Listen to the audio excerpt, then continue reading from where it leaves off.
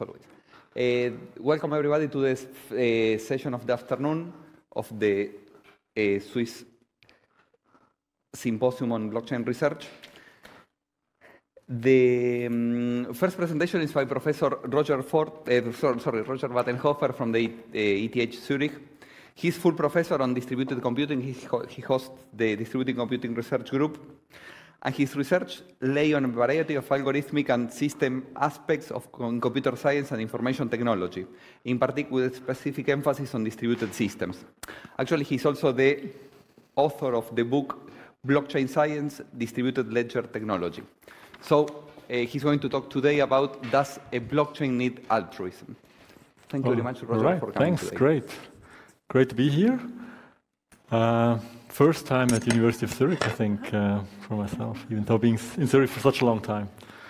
All right, so before I go to the topic, I have a few more general slides you might have known already or not.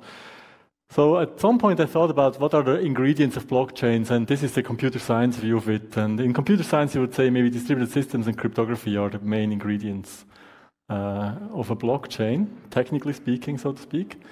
And what I find interesting is that usually you think of blockchains as something which is very non-academic. It has been invented by, Nakamoto or startups. But if you go back the last few years, the last 10 years, and you look at the Turing Awards in computer science, which are like the Nobel Prizes of computer science. I know economists, they kind of just gave themselves a Nobel Prize, but we have the Turing Awards.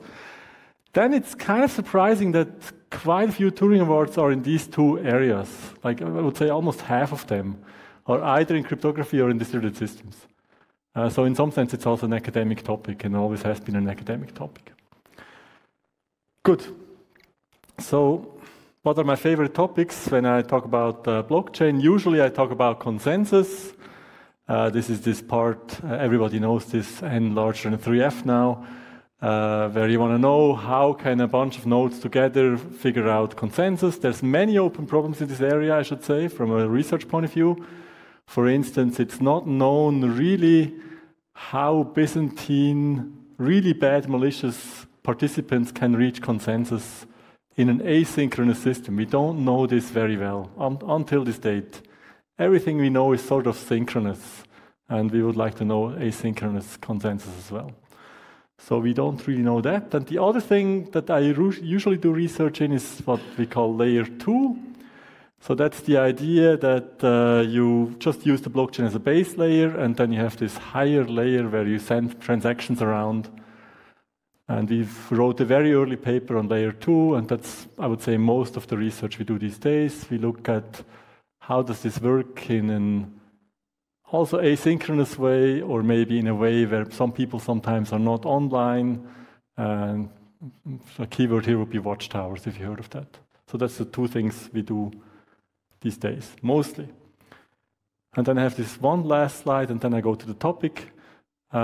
This is about research in blockchain area, and I usually put up this slide when I talk to, let's say, laymen. I would tell them what kind of things we do when you do blockchain research from a computer science point of view.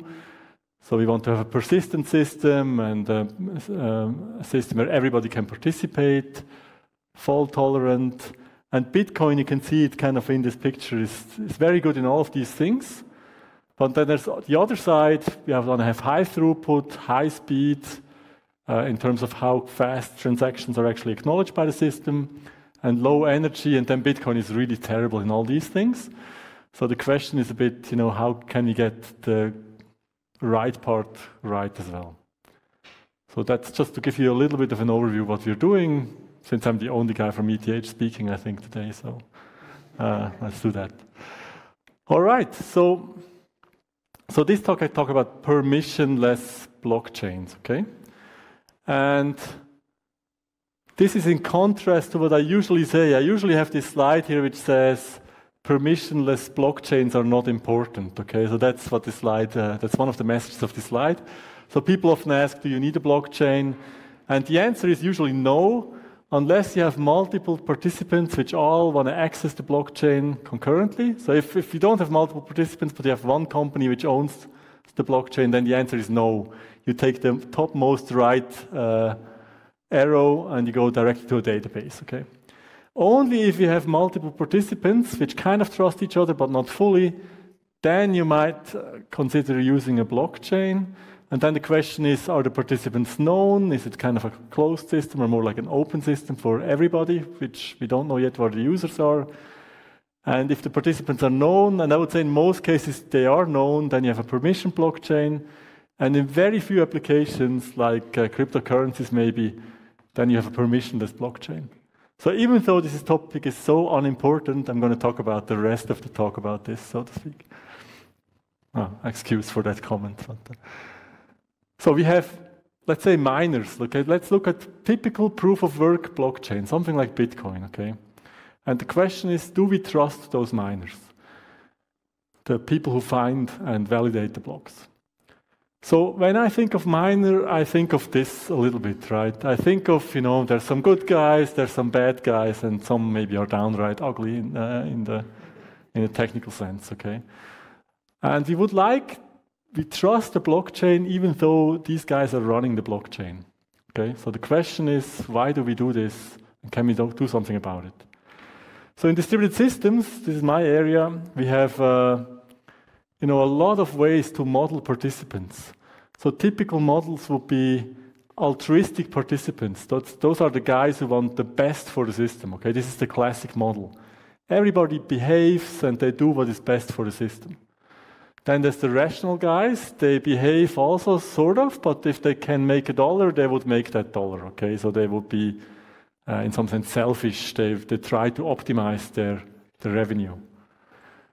Then we have, maybe crash failures, maybe some participants which we trust to some degree, but they're not very reliable. They might fail and crash and whatnot. And finally, there's the Byzantine guys. This is an old term, and it means just the really bad guys. They are collaborating, colluding against the rest, and they're malicious. They're trying to bring down the system. You could also say everybody here is rational to some degree. The altruistic guys are rational for the greater good. The rational guys are rational for themselves. Well, the crash guys are rational, but they're not reliable. Byzantine guys are rational in the sense they want to bring the system down. They want to make the blockchain not work anymore. So the question is, how do we build blockchains with these participants? Well, here I reordered them a little bit, and now you can memorize them better. So this is the Bible, so to speak, of blockchains. So the Satoshi Nakamoto, the original paper. And when you go read it, then you find several statements like this one here. It says, the system is secure as long as the honest nodes collectively control more CPU power than any cooperating group of attacker nodes. Okay, so that's a quote from the Bible. And this is sort of a bit critical, right? So it says the honest nodes have to be in the majority. So that's actually the altruistic guys, the really good guys, okay? And, if you go back here, I'm not so sure whether if you talk about the miners, whether we can think of them as honest nodes who do it for the greater good. They're basically in it it's very economic for them, right? They invest a lot of money in hardware. That's one thing. And then they invest in, they have to talk to the local governor to get cheap electricity prices, and then they run their hardware. And it's a very economic question. It's a very rational business. I wouldn't think that these people who are miners are in there for the greater good of the system, okay? They're in there to make a dollar. And this is really true. In many smaller cryptocurrencies, you can see some sort of what is called a selfish mining attack, and I'm going to explain it in a second what it is, that the miners kind of attack the system, okay? That the miners are playing these selfish games. If we go back to Bitcoin, even when you think of 2009 as the time when Bitcoin actually was, suggested, or when the paper came out, already shortly after that, people started to worry about this problem. Like in 2010, you find blog post entries where people would say, can we really trust the miners? What if they do this and that, if they collude against the system, okay? Then it would break down, wouldn't it? And this is something which has been studied. So a few years later, 2013, there was this paper which studied selfish mining in Bitcoin. Okay, and I'm going to give you a short glimpse of that just as the next thing, if you have never heard of it. If you have heard of it, if you have even read it, I give you a different glimpse than the paper itself. Okay, I should explain it a bit differently. And we have seen last year that there have been these attacks coming, and people always wonder whether these attacks are happening or not. It's not so easy to detect them. But let me explain you what selfish mining is on my next slide.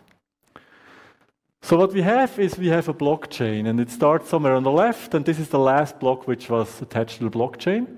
And now what you would expect is that this block is distributed. All the people, all the miners see this new block. And then they start mining on this block, which means they try to find the next block by computing these cryptographic hashes, and they try to append the block at this block. Okay, that's what a miner, you would expect a miner to do. And Nakamoto would say if a majority is honest, then it's also rational to do that. Okay, then it's actually what people want to do. However, selfish miners think differently. So what they do is they try to mine on that block, but if they find the block, they would not tell anybody about it. They keep it secret. And that sounds like a very dumb idea, okay? Because if you keep the block secret, then all the other miners don't know about your block. And that means that they will continue mining on this original, does this work? Yeah, on this original block here. And they may eventually, right, if you just keep this thing secret and others are attaching new blocks to this main chain here, then eventually your block is worthless. You don't get anything out of it. And usually miners are in the game because they want to get the fees for the transactions, and even more so the reward, the bounty you get for a block these days, which is still a lot of money. So the selfish miners don't do that, they keep it secret. Why do they keep it secret? Because they actually hope to find even a second block right after the first block, okay? So that they kind of secretly get a longer chain than one is publicly known. So all the other miners, and I call them the honest miners, they just know this block, this is the last block they have seen. But if I'm a selfish miner, I secretly have a longer chain down here, which I just keep for myself. And the idea is that if I manage to get ahead of it, okay, of the rest, and now some block would be published up here, then, I can just publish my linked list of blocks, and I know that my blocks will be the main chain. It's the longest chain. It's what Bitcoin for instance, wants.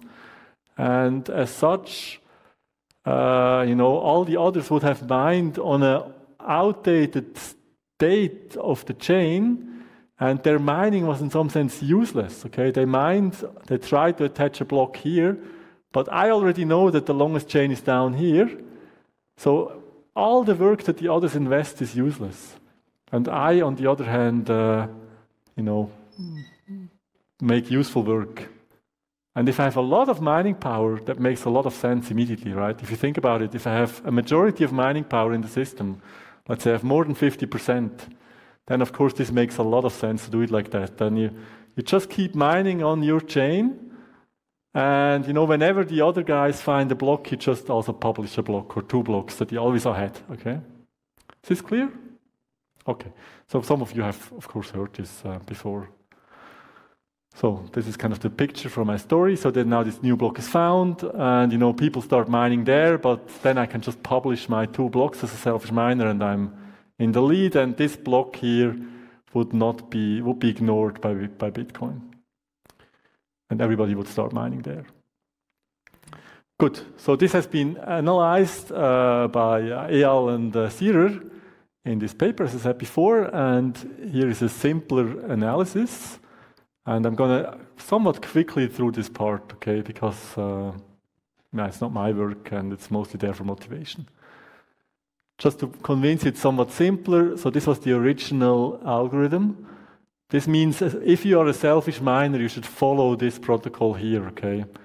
And here's the somewhat simpler algorithm, okay? And this is not something you should probably read, but I can explain it to you a little bit.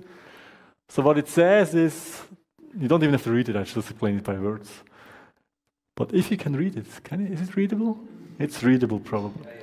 So there are two variables in here, the depth, basically. It says how deep are the blocks in the chain.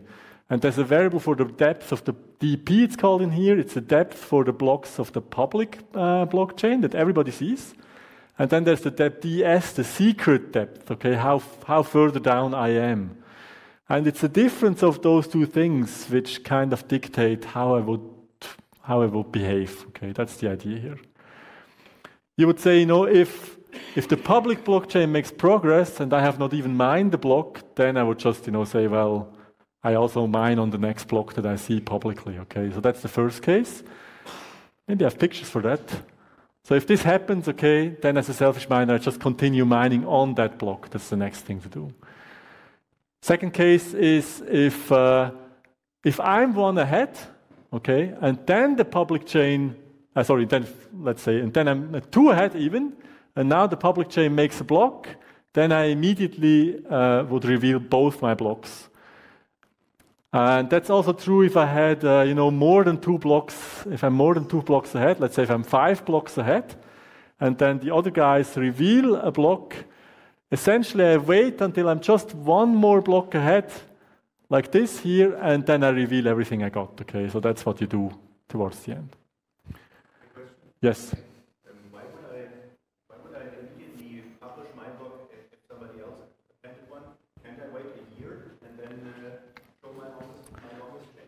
Right. So the blocks in Bitcoin, at least, they would come about every 10 minutes. So if you wait for a whole year, then your little chain would not be much worth. Oh, yes. If you have, let's say, a high mining power, let's say more than 50%, then you could even expect that your chain will be longer than the public chain, right? Because you're the majority. And then you can wait for whatever time you like.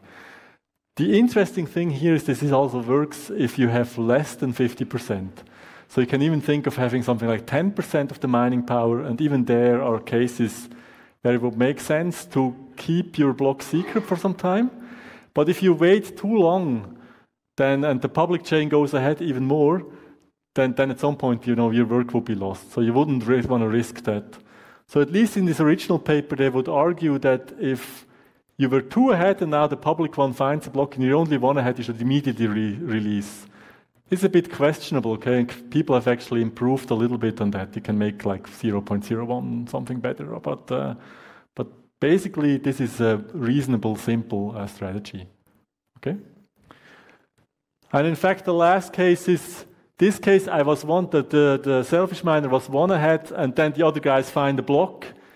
And now what is suggested in the original paper, and also what makes sense to some degree, is that immediately release my block now. So now we have 2 blocks and they're competing. And of course, if I immediately release, it's like kind of a race between those 2 blocks, because they really almost release at the same time, because I can see the other block coming in, and I immediately release. So what I hope is that I'm well connected with the network, so that I see blocks very early on, so that maybe if I release mine directly after that many other people will also see my block first. In Bitcoin, they would probably mine on the block they see first. They will mine on top of that, but that's a question. So in this race here, it's actually the most interesting case. Okay? So this is just how people think about doing it. Whether it's done or not in practice, it's actually an interesting question. Nobody really knows. So, okay, and now, this is the part I'm going to be fast, okay? So the original paper had some analysis over several pages, how to analyze this. And this would be working on so-called Markov chains. And the Markov chains have states. These are these little circles here with numbers in them.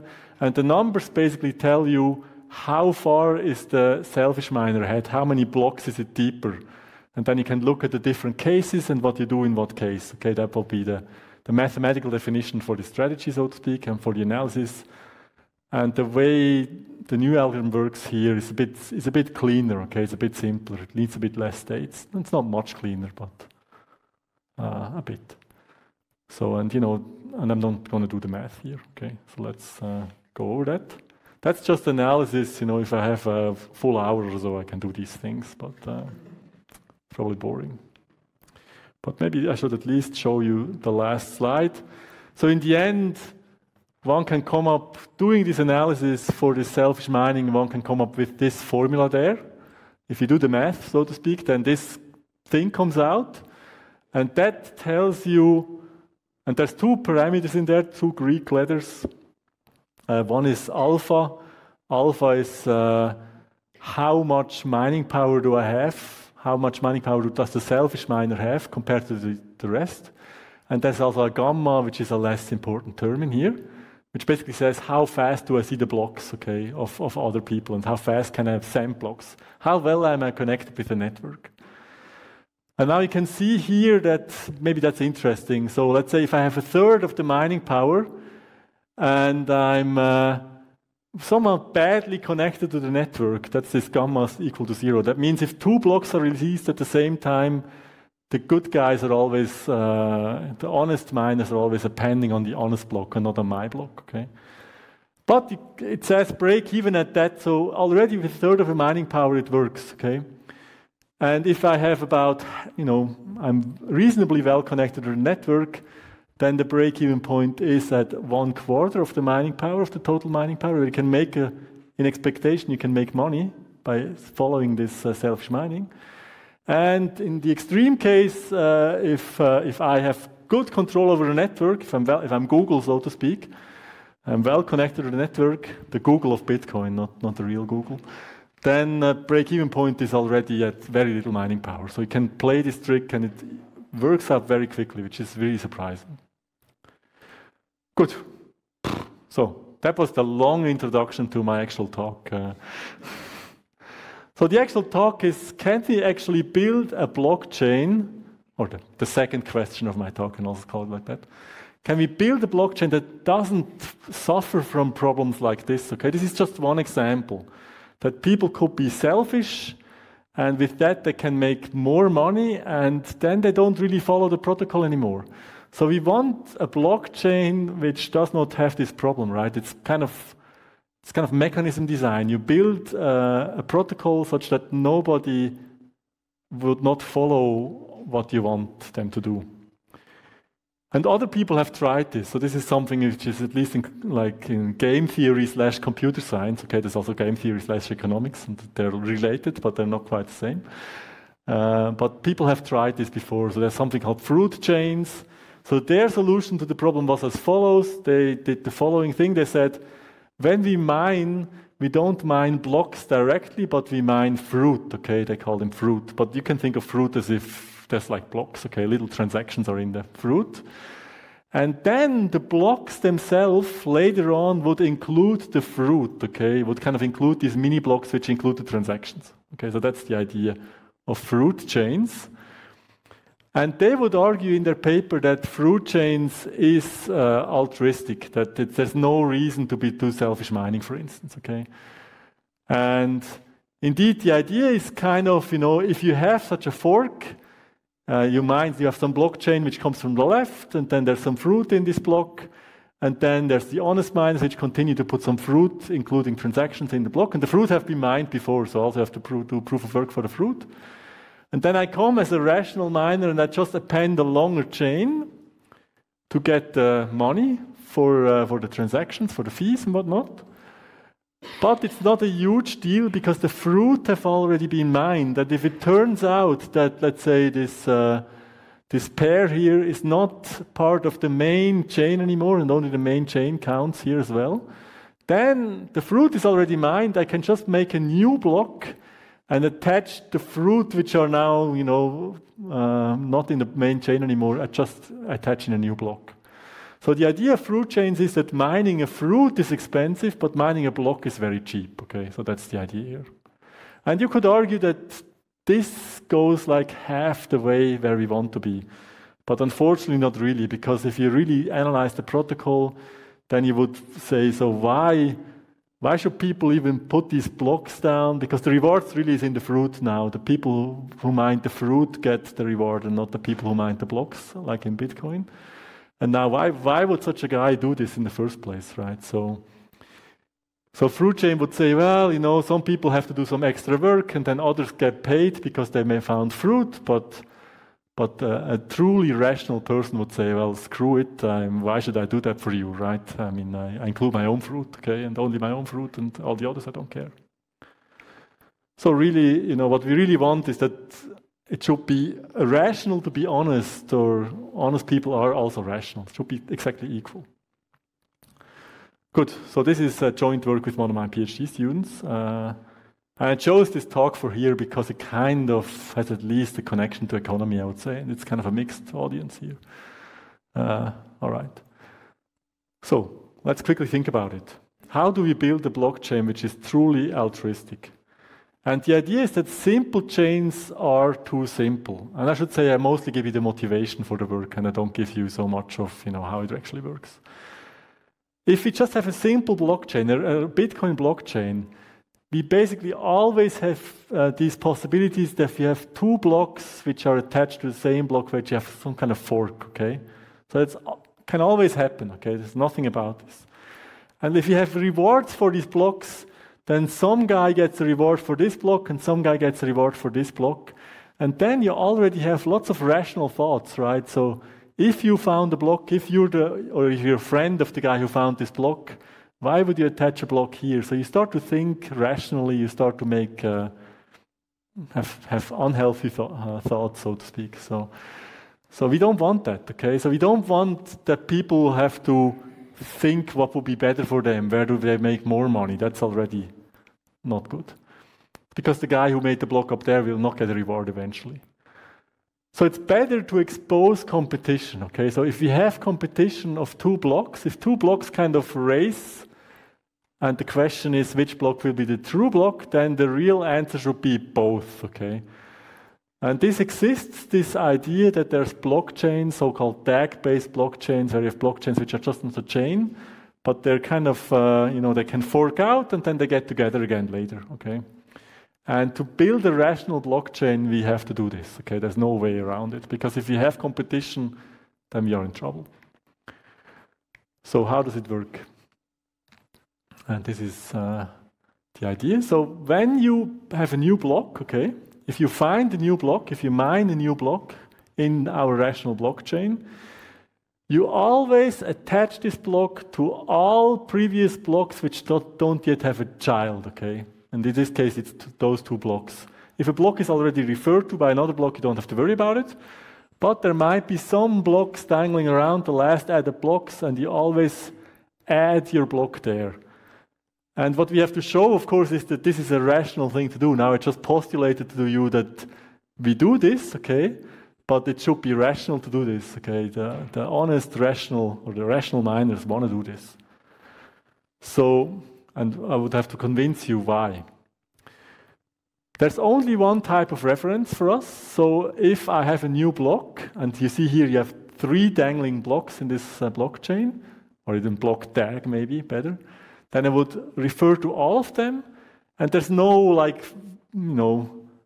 there's no favorite daddy and second favorite daddy and so on, or uncle or whatever you want to call them. I just say these are my parents, okay?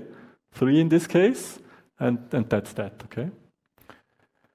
Now, you might think there might be a problem here, right? There might be a problem that there's a transaction in here, and the transaction says, spend this money on a car, and then you have a transaction from the same person that says, spend the money on the house. You have this double spend problem.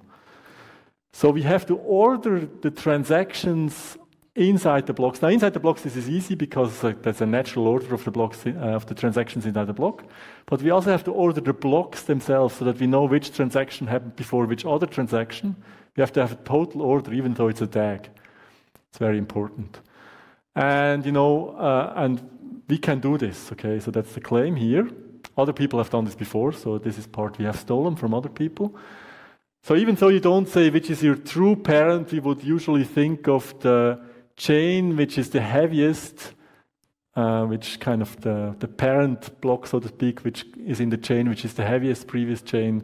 That's your real first parent, so to speak. That's kind of how we order the blocks then totally. So this is known, for instance, has been reinvented many times already, even though the field is so young still, but the first one was maybe this inclusive blockchain protocols by Lustenberger and others. So this block ordering is now recursive. So let's say if I have such a blockchain here, and here some of the arrows are bold and the others are not, but they're not really like that. It's just for you to see things better. Now you would agree with me, I guess, that this is the first block in this blockchain of all these 6 blocks that I have here. And you probably also would agree with me that this is the last block in the blockchain because it refers even recursively all the other blocks, okay, in some way.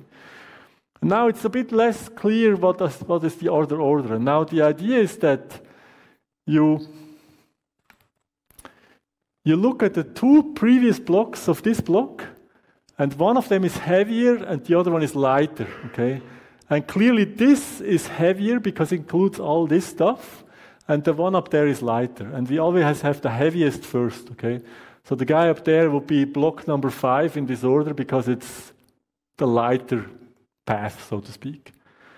Which makes this one block number 4, because in this heavier path, which is all the rest I have to number, it's the one which comes last, right? It refers to the others, so it comes after them. And now this is the last interesting case here. And this is the case here, refers to 2 blocks, and they're exactly the same heavy. And in that case, it's like a little bit of an exception. You would say, we have some other ways to break the ties, okay? So let's say we look at the hash function of the block, and whoever has the smaller hash function is the first block, okay? That's sort of how we do this. So let's say this one here has a smaller hash function, then this would be before that guy. That would be an example. I didn't really specify it formally, but that would be an example how this inclusive blockchain orders all the blocks, even though it's a DAG, really. Good. Oh, so officially time's already up, but I only spoke for 20 minutes. 30 minutes.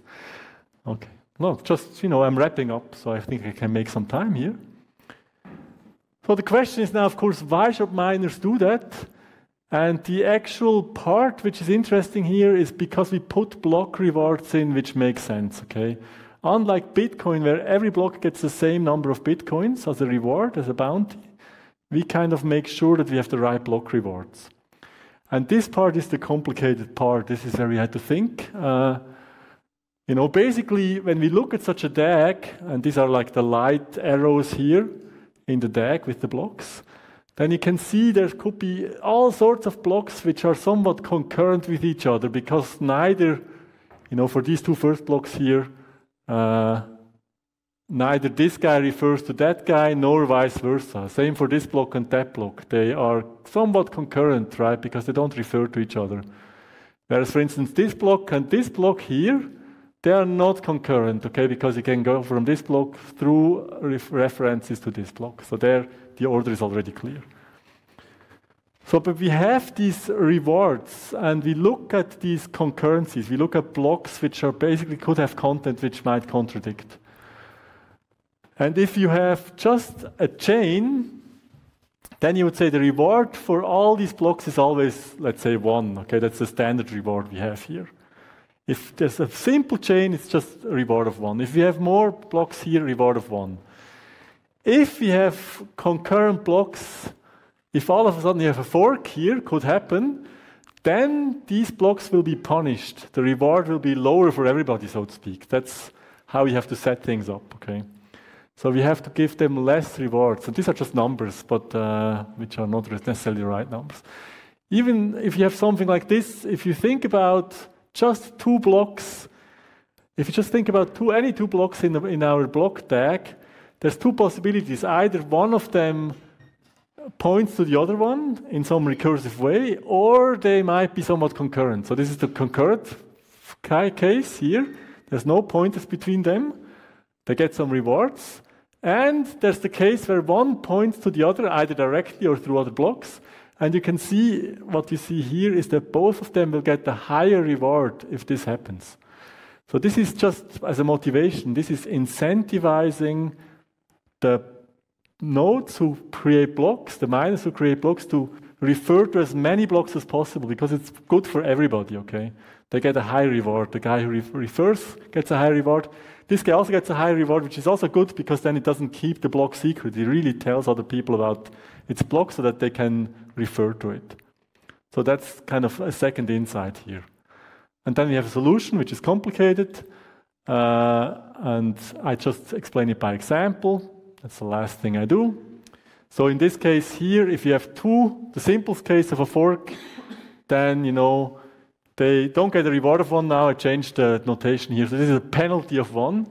And the reward is then the actual, what you get minus the penalty, so to speak. So here they get a maximum possible penalty of 1. And maybe their whole block reward is gone. If you have such a thing here, then the truly bad guy, the one which is in the smaller chain, so to speak, gets a maximum penalty. And the good guys, so to speak, which are in the longer chain, so these are probably those which didn't the main perpetrators for the fork, they get together the same penalty as the bad guy. And, you know, in such a case here, you would see they get, since they have the smaller chain here, they get the maximum possible penalty, so minimum possible reward.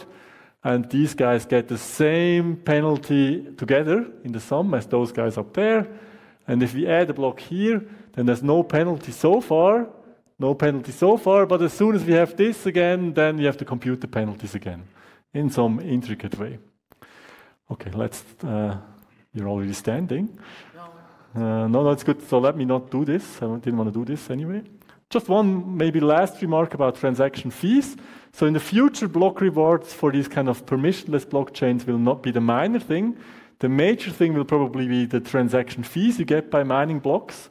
And also there we have to find, you know, ways to do this. For instance, if there's a transaction which has a huge fee, like A sends some money to B and it has a huge fee inside, maybe by mistake, okay, just for me as an example, then I would not just append the next block to it. I would actually try to be selfish and also put that transaction with a huge fee in my block and hope that people would mine on top of my block so that I actually, as a miner, get the huge fee eventually. So we cannot do that, okay? So we have to treat fees differently. And here's a crazy idea which works. It's basically that you can put transactions multiple times in blocks, okay? That really sounds absolutely crazy. And every time somebody else puts the same transaction in a block, the fee gets reduced by this, okay? Less and less fee over time because more and more often you see the same block. So that finishes my talk.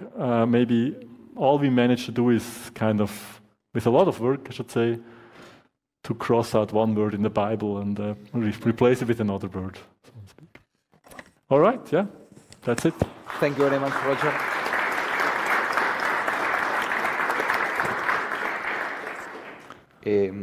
The first question is by Jose back in the room.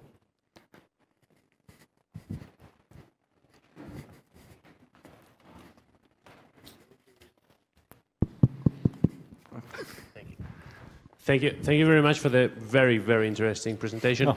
One question, do I understand it correctly that by using the protocol that you are suggesting, the third miner finding a potential valid version of the next block, they also get a reward to the yes. So ultimately after n blocks? For the fees or for the rewards? For both. For both. Yes. There are some technicalities which I didn't explain. And you can think about, you know, if you have a long chain already and eventually years later somebody attaches a block to it. So first of all, this block would not be, you attach it to the genesis, the very first block. So first of all, this block would in the total order not be very early in the blockchain. It's kind of distinguished by the ones who refer to it. And if you do it very late, then it's very late. So, but still you would get a reward for it. Unless, you know, as I set it up, there's a huge penalty and then the reward, all your reward is taken away. And all this is a bit tricky. So what I could just bring over, I think, in this talk is that you can actually do it. Whether it makes sense in practice, I'm not so sure, okay? But it's doable, let's put it this way. Is it implemented somewhere? No. No, we in this case, we mostly do theory, I would say, yeah. And the question that I would have following his last one is how you would implement the transaction model in such a chain, because what is unspent and what not? Yes, so, you know, that's similar to Bitcoin, I would say. You know, yeah. In Bitcoin, you would say if a transaction is long enough in a blockchain, then at some point it's spent. But here it's the same thing. If you see a transaction, you cannot immediately spend I give you money with a transaction, you cannot immediately spend it. This is a bit more difficult here. Like in Bitcoin, you can say if you have a next block and it actually refers to the previous block, you can do that. Here you have to wait a little bit. Yeah. Okay. Yeah. All right. Any other question? Today. The next presentation is by Arthur Gervais, that I hope that I pronounced it correctly.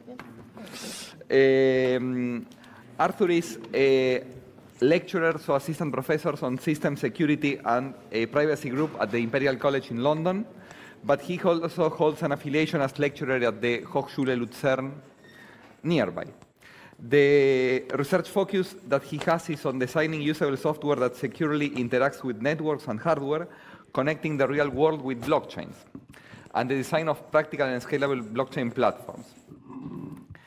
Arthur, thank you very much, and also I also have to acknowledge that he was able to join the program on a very last minute, and we're really thankful that you were able to join us today. Thank you. He's going to talk today then about off-the-chain transactions, which is a very interesting new topic on the field. Thank you very much for the kind introduction. Hello, everyone. So this is joint work with my PhD student Louis, Pedro who's in Vienna, Stephanie at TU Delft, and Patrick McCorry at King's College. It's kind of like a systemization of knowledge, an SOK. So what is an SOK? It's similar to a survey, but it's intended for the purpose to systematizing the existing knowledge. So we have a paper on ePrint that is public, and it's summarizing the off-the-chain transaction protocols that are out there. So why do we care about off-the-chain transactions? Well, similar to what Brian already mentioned earlier today, cryptocurrencies do not scale. At least those proof-of-work blockchains such as Bitcoin or Ethereum, they have roughly 10 transactions per second. And the complexity of a transaction is a bit different. In Bitcoin, for example, you quantify the complexity of a transaction in bytes, so how big a transaction is. In Ethereum, it's how complex is the execution of a transaction, so the execution of a smart contract. But they don't scale. That's the basic message. So what is the problem? The problem is we have two things. We have a large user base, so we want to support as many people as possible, and we have many validators. Many validators in order to decentralize the network. We ideally don't want to have just a few validators that could censor or control the network. So how can we scale? Well, we can just use one centralized node. It's the chosen one. We rule the world. Well, no, that doesn't really work. So if we look at blockchains, we can look at the different layers that are out there. So there's a hardware layer where we might store keys, where we do the computation, signature verification. There's a network layer where we transmit data among peers that are distributed worldwide. And there's a blockchain layer where typically we find the consensus mechanisms such as proof of work and the longest chain or other approaches. And on layer 2, there's an application layer where you might think you can execute smart contracts, applications, and so on. So if we look at these layers, then there are actually different opportunities to scale. On each of them, we can optimize to some degree. And this basically allows us to follow different kinds of scaling solutions, which together are actually complementary. And that's I think, a very powerful thing. So if, for example, there's a great sharding protocol out there, then this will improve a blockchain. And in conjunction with a better communication and latency network, it gets stronger together. So in this talk, we will focus mainly on off-the-chain transactions. So in particular, these are about delayed on-chain settlement. So you perform some transactions outside the blockchain, but they're secured by the blockchain. And I would like to repeat, so whatever improvements are being done on off-the-chain transactions, if the base layer, like the consensus layer, gets better, the off-chain layer gets better. If the network layer gets better, every layer on top gets better. So it's a joint effort. So why is off-chain exciting? So let's take the simple case of a payment channel. So in a payment channel, you do one transaction in the blockchain to join an off-chain protocol. Then you can do hundreds, thousands of transactions if you would like to, securely off-chain, because they are securely baked by the on-chain collateral that you provide in the initialization transaction. And then you do again one on-chain transaction to leave the off-chain protocol. That's the ideal case. So the base message is we can bypass the consensus latency and mining fees while still being non-custodial, meaning users always remain in the power of their assets. They always retain control over their cryptocurrencies. Now, the advantage of off-chain systems is they are backward compatible. We are not changing any base layers here. We are using existing base layers with existing user bases, with existing developer communities, and we're improving them. So it means whatever base layer that comes about, we can deploy off-chain, the same off-chain protocols on all of them.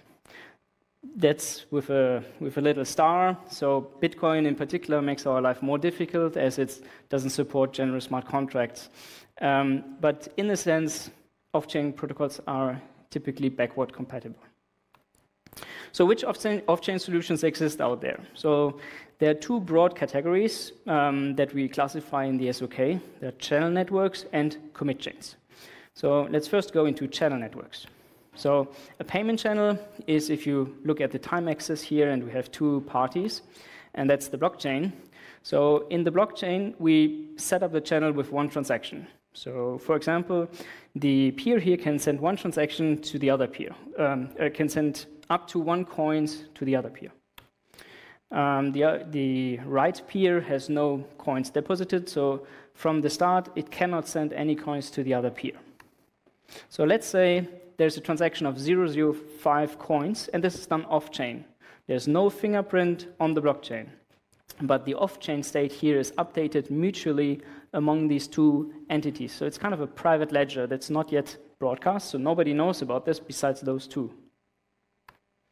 Then we can send, for example, 0.01 coins back, which would require us to invalidate the current off-chain state. We have to replace it. It's a replacement technique here, and have a new off-chain state. So meanwhile, the miners of the proof-of-work blockchain are just happily mining away, and there are no transactions happening in the blockchain, at least seemingly. At some point, one of those parties wishes to close the channel. Again, there's this closing transaction. So we have two on-chain transactions and here two off-chain transactions. So obviously, that's probably a bit complicated for two off-chain transactions, so you might want to rather use on-chain transactions in this simple example. But if you have many, many transactions that you want to execute among two peers, that's a perfect use case. So what happens now if somebody misbehaves? So we have two states here at the bottom, so state number 1 and state number 2. And which one is the last state? If those two peers don't agree, they are not in consensus, then we have to go back to court. And who's the court? The blockchain. So what we do is we trigger a dispute. One of the entities triggers a dispute. This triggers a fixed dispute time period, and within this period, the court accepts evidence. So let's say this is Alice and Bob. Alice and Bob submit their evidences, and then after they submitted their evidence and the fixed dispute period passed, the blockchain will resolve the dispute and rule. And the blockchain is always right. So it will invalidate one state and define this particular state as being the last state. So this can get quite complex if there are many peers, many channels open with many nodes, but we'll get back to that later. So there are many proposals regarding payment channels. I'm just naming a few. Spillman proposed the first unidirectional payment channels. Duplex micropayment channels was actually by Roger and Christian Decker. There's Lightning, which is deployed in production today. And there are state channels. So a payment channel is typically just to transact payments. State channels are here to exchange a state, for example, games, votings, auctions, etc. So now let's look at the state replacement techniques. So I won't go into very much detail, but in the SOK, if you want to have the full details, we have 4 different types of replacement techniques that we see out there. They're incentive-based, time lock-based, revocation-based, that's Lightning, and version-based. And depending on which one you look at, they get more complex. The protocol gets more complex. So what about synchronization? So in synchronization, it's always nice to have transactions between two peers that are directly connected. But what if I want to make a transaction with somebody I don't have a channel with? Well, I need to find a route. So I need to find a route along a path where I can send a certain amount of cryptocurrency. So in particular here, if one intermediate channel is maybe not sufficiently baked, I need to find an alternative path. So this is a very typical problem of internet routing, where you have to find a particular path in order to reach a server, whereby here we have additional constraints. We have the constraints that if I want to send a payment of 5 coins, each payment channel, like a two-party payment channel along the path, has to have the capacity of 5 coins, at least 5 coins. Otherwise, I cannot send this payment successfully along this path. So, and then ideally, this payment is done securely so that if any intermediate payment fails, well, all of them fails. So we need the property of having an atomic payment. So either it reaches the end or it fails completely. And that's what hash time lock contracts do. And yeah, route finding kind of finds the route that we can have here. So I'm not going into the details about how this works. This is all in the paper, but just to give you a high-level intuition of what kind of problems are in this space. So what's the good, bad, and ugly of payment channels? Well, we need collateral for each hop, and this gets really expensive, right? It doesn't scale. So actually, the more decentralized you get, the more expensive the whole network becomes. The costs are basically the interest rates of locked collateral that you have on-chain. What's good about this is it can be, a payment channel network can be built quite in a decentralized manner. So there are limited opportunities for censorship. So you can, if somebody is censoring you, you can always find another path. There are, however, some attacks that are currently possible in Lightning. So you can actually steal routing fees from other users. An advantage of payment channels is you don't need direct connections if you find alternative paths.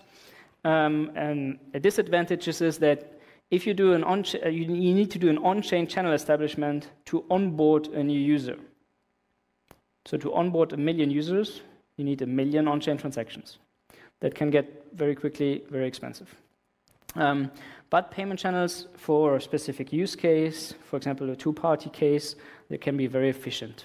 In particular, if you have symmetric payments. So if your payment flow is not too asymmetric, then they can be very efficient.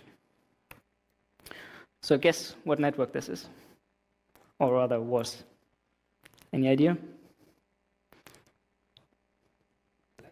Lightning, exactly. So this was actually a very early snapshot of the Lightning network.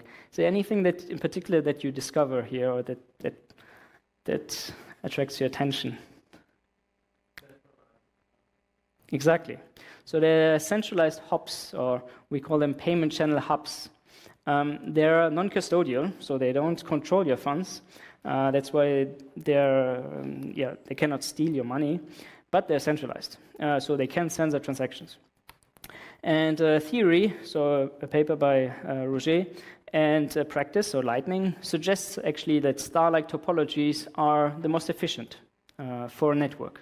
So there's a reason why these hubs form in practice. And so let's have a look at payment channel hubs. So you can think of a payment channel hub as you have here one entity. This one entity has a big pot of money, and it can open channels with many peers. So for example, here the operator opens a channel and deposits 2 coins to this particular peer. So this is expensive. So you need to do an on-chain transaction. So you need to wait for K confirmations in the blockchain, and it takes a bit away from your money pot.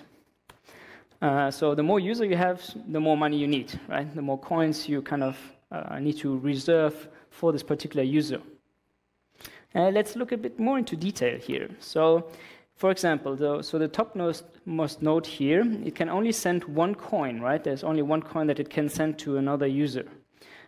So this peer here on the right side, he cannot send any coins. He first needs to wait for some coins to reach him, or do himself an on-chain transaction to fund this channel.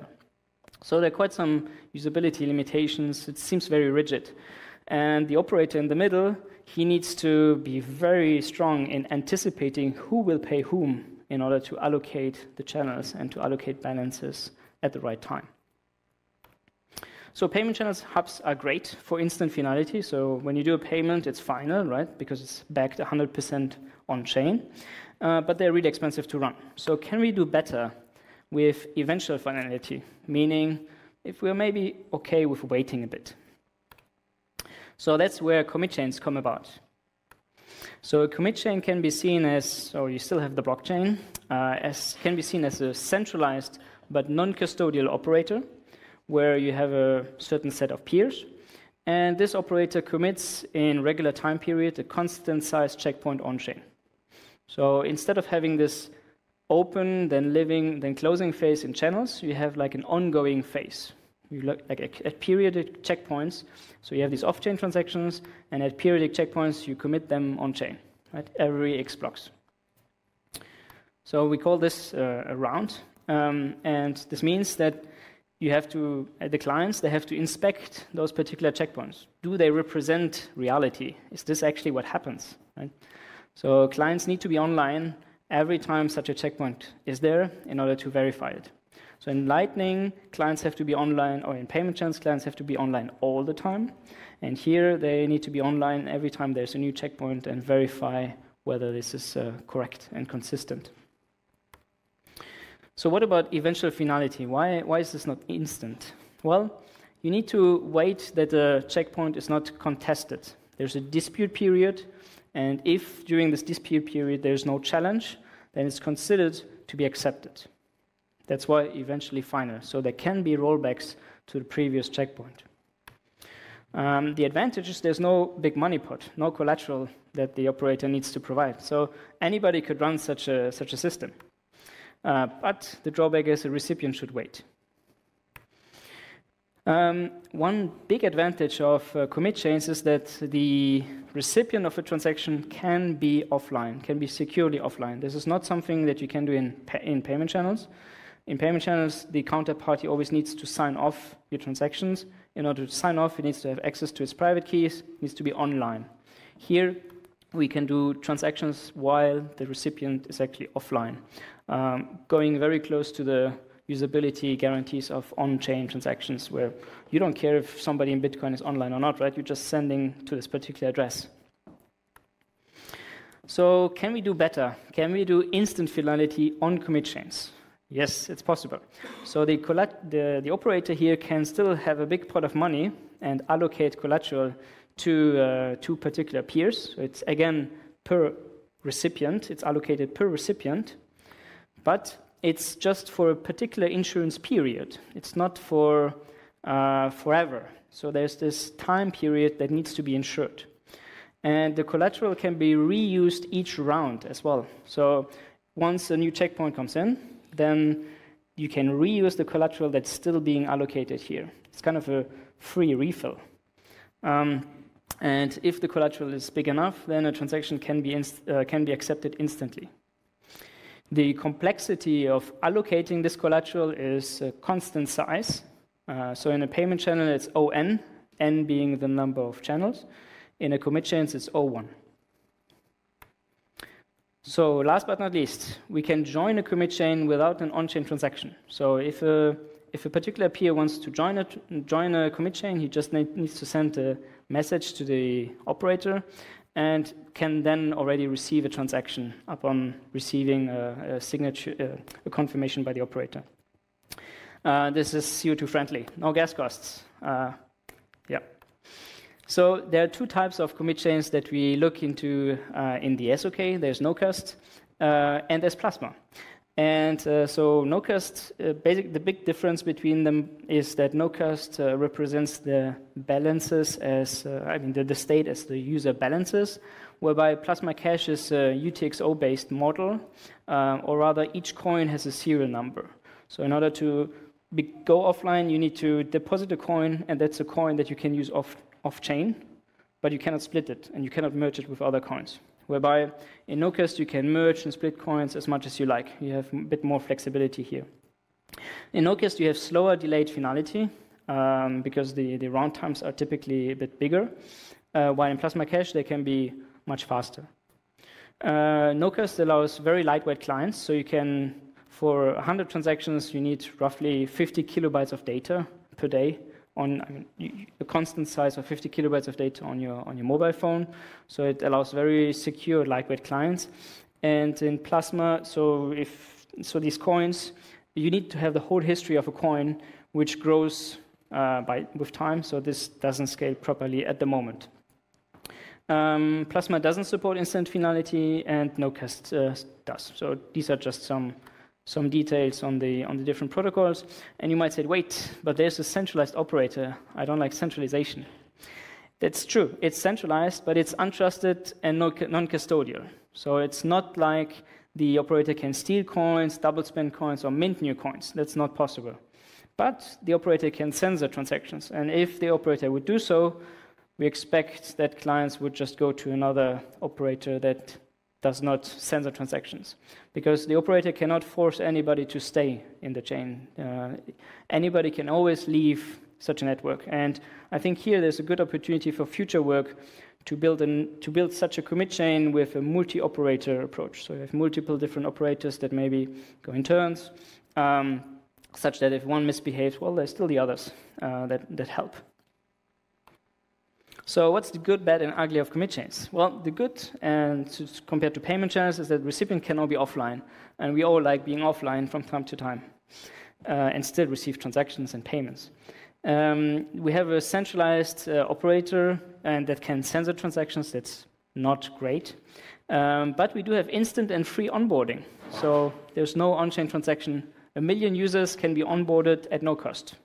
Literally, almost at no cost, right? You have network communication and CPU computation. There's no direct connection needed between a particular client, and there's no collateral for delayed transaction finality. So everybody can instantiate a commit chain if they want to, right? So it doesn't require a lot of capital or funds in order to operate a commit chain.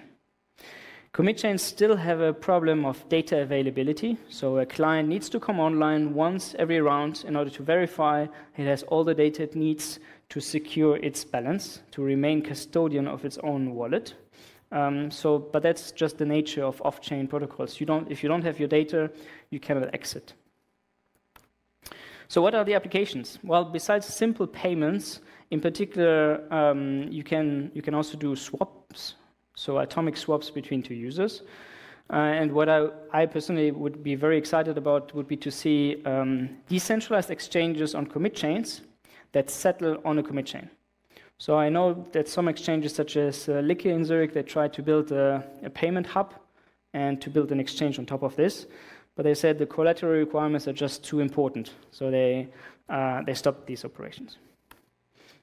Okay, so these are actually two real-world systems in production. So there's Liquidity Network, which I'm part of, which is running a commit chain hub.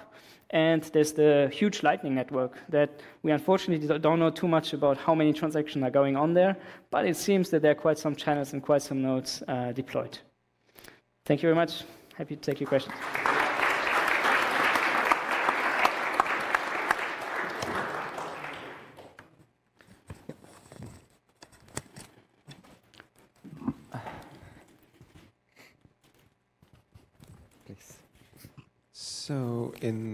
So in the case of the channels, I know there are at least some zero knowledge designs like Bolt. I don't think they do multiple hops, but there's some.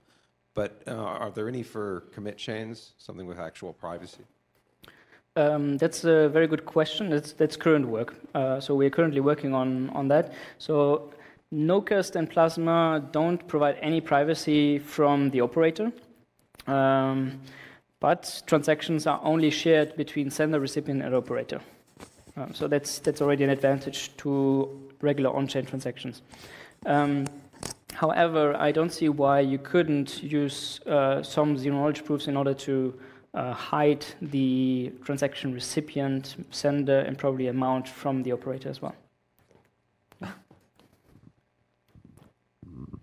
Is there another question? No? Yes, please.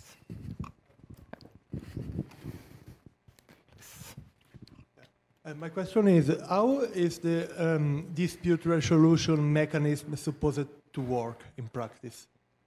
For which setting? For the first one. For channels? Yeah. It's quite simple. So every time we do a transfer, you sign off, right? So it's, I mean, technically speaking, you sign off the transfer. So we have an agreement. And there's also a counter that says which is the latest state of our agreement. So the smart contract then will be able to discern an older state from a newer state. It's performed through the smart contract alone, with no involvement of any person. Exactly. Okay. Yeah. So that, I mean, you don't want to involve another person actually. So it's really important that you don't involve a third party. So it's simply, if you agree on something, then I have your signature. You cannot refute that, and I can prove it to a smart contract. Thanks. Thanks. Silvia?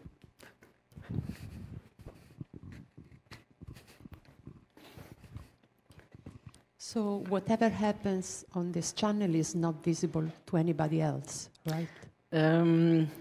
Yes and no. So After the opening. Right. So if you just look at the case of two entities, so Yeah. like if we would have a channel, Right. And we don't offer anything to other people, then yes, there would be, this information would just be shared between the both of us. However, if you are offering me to route a payment towards Roger or Claudio, then you might get some knowledge about what I'm sending to Claudio. And there are actually some. I think there was just a paper very like a month ago on that. That Lightning is privacy preserving to some degree, but not as private as people might think. So that's current work. Okay. So maybe afterwards.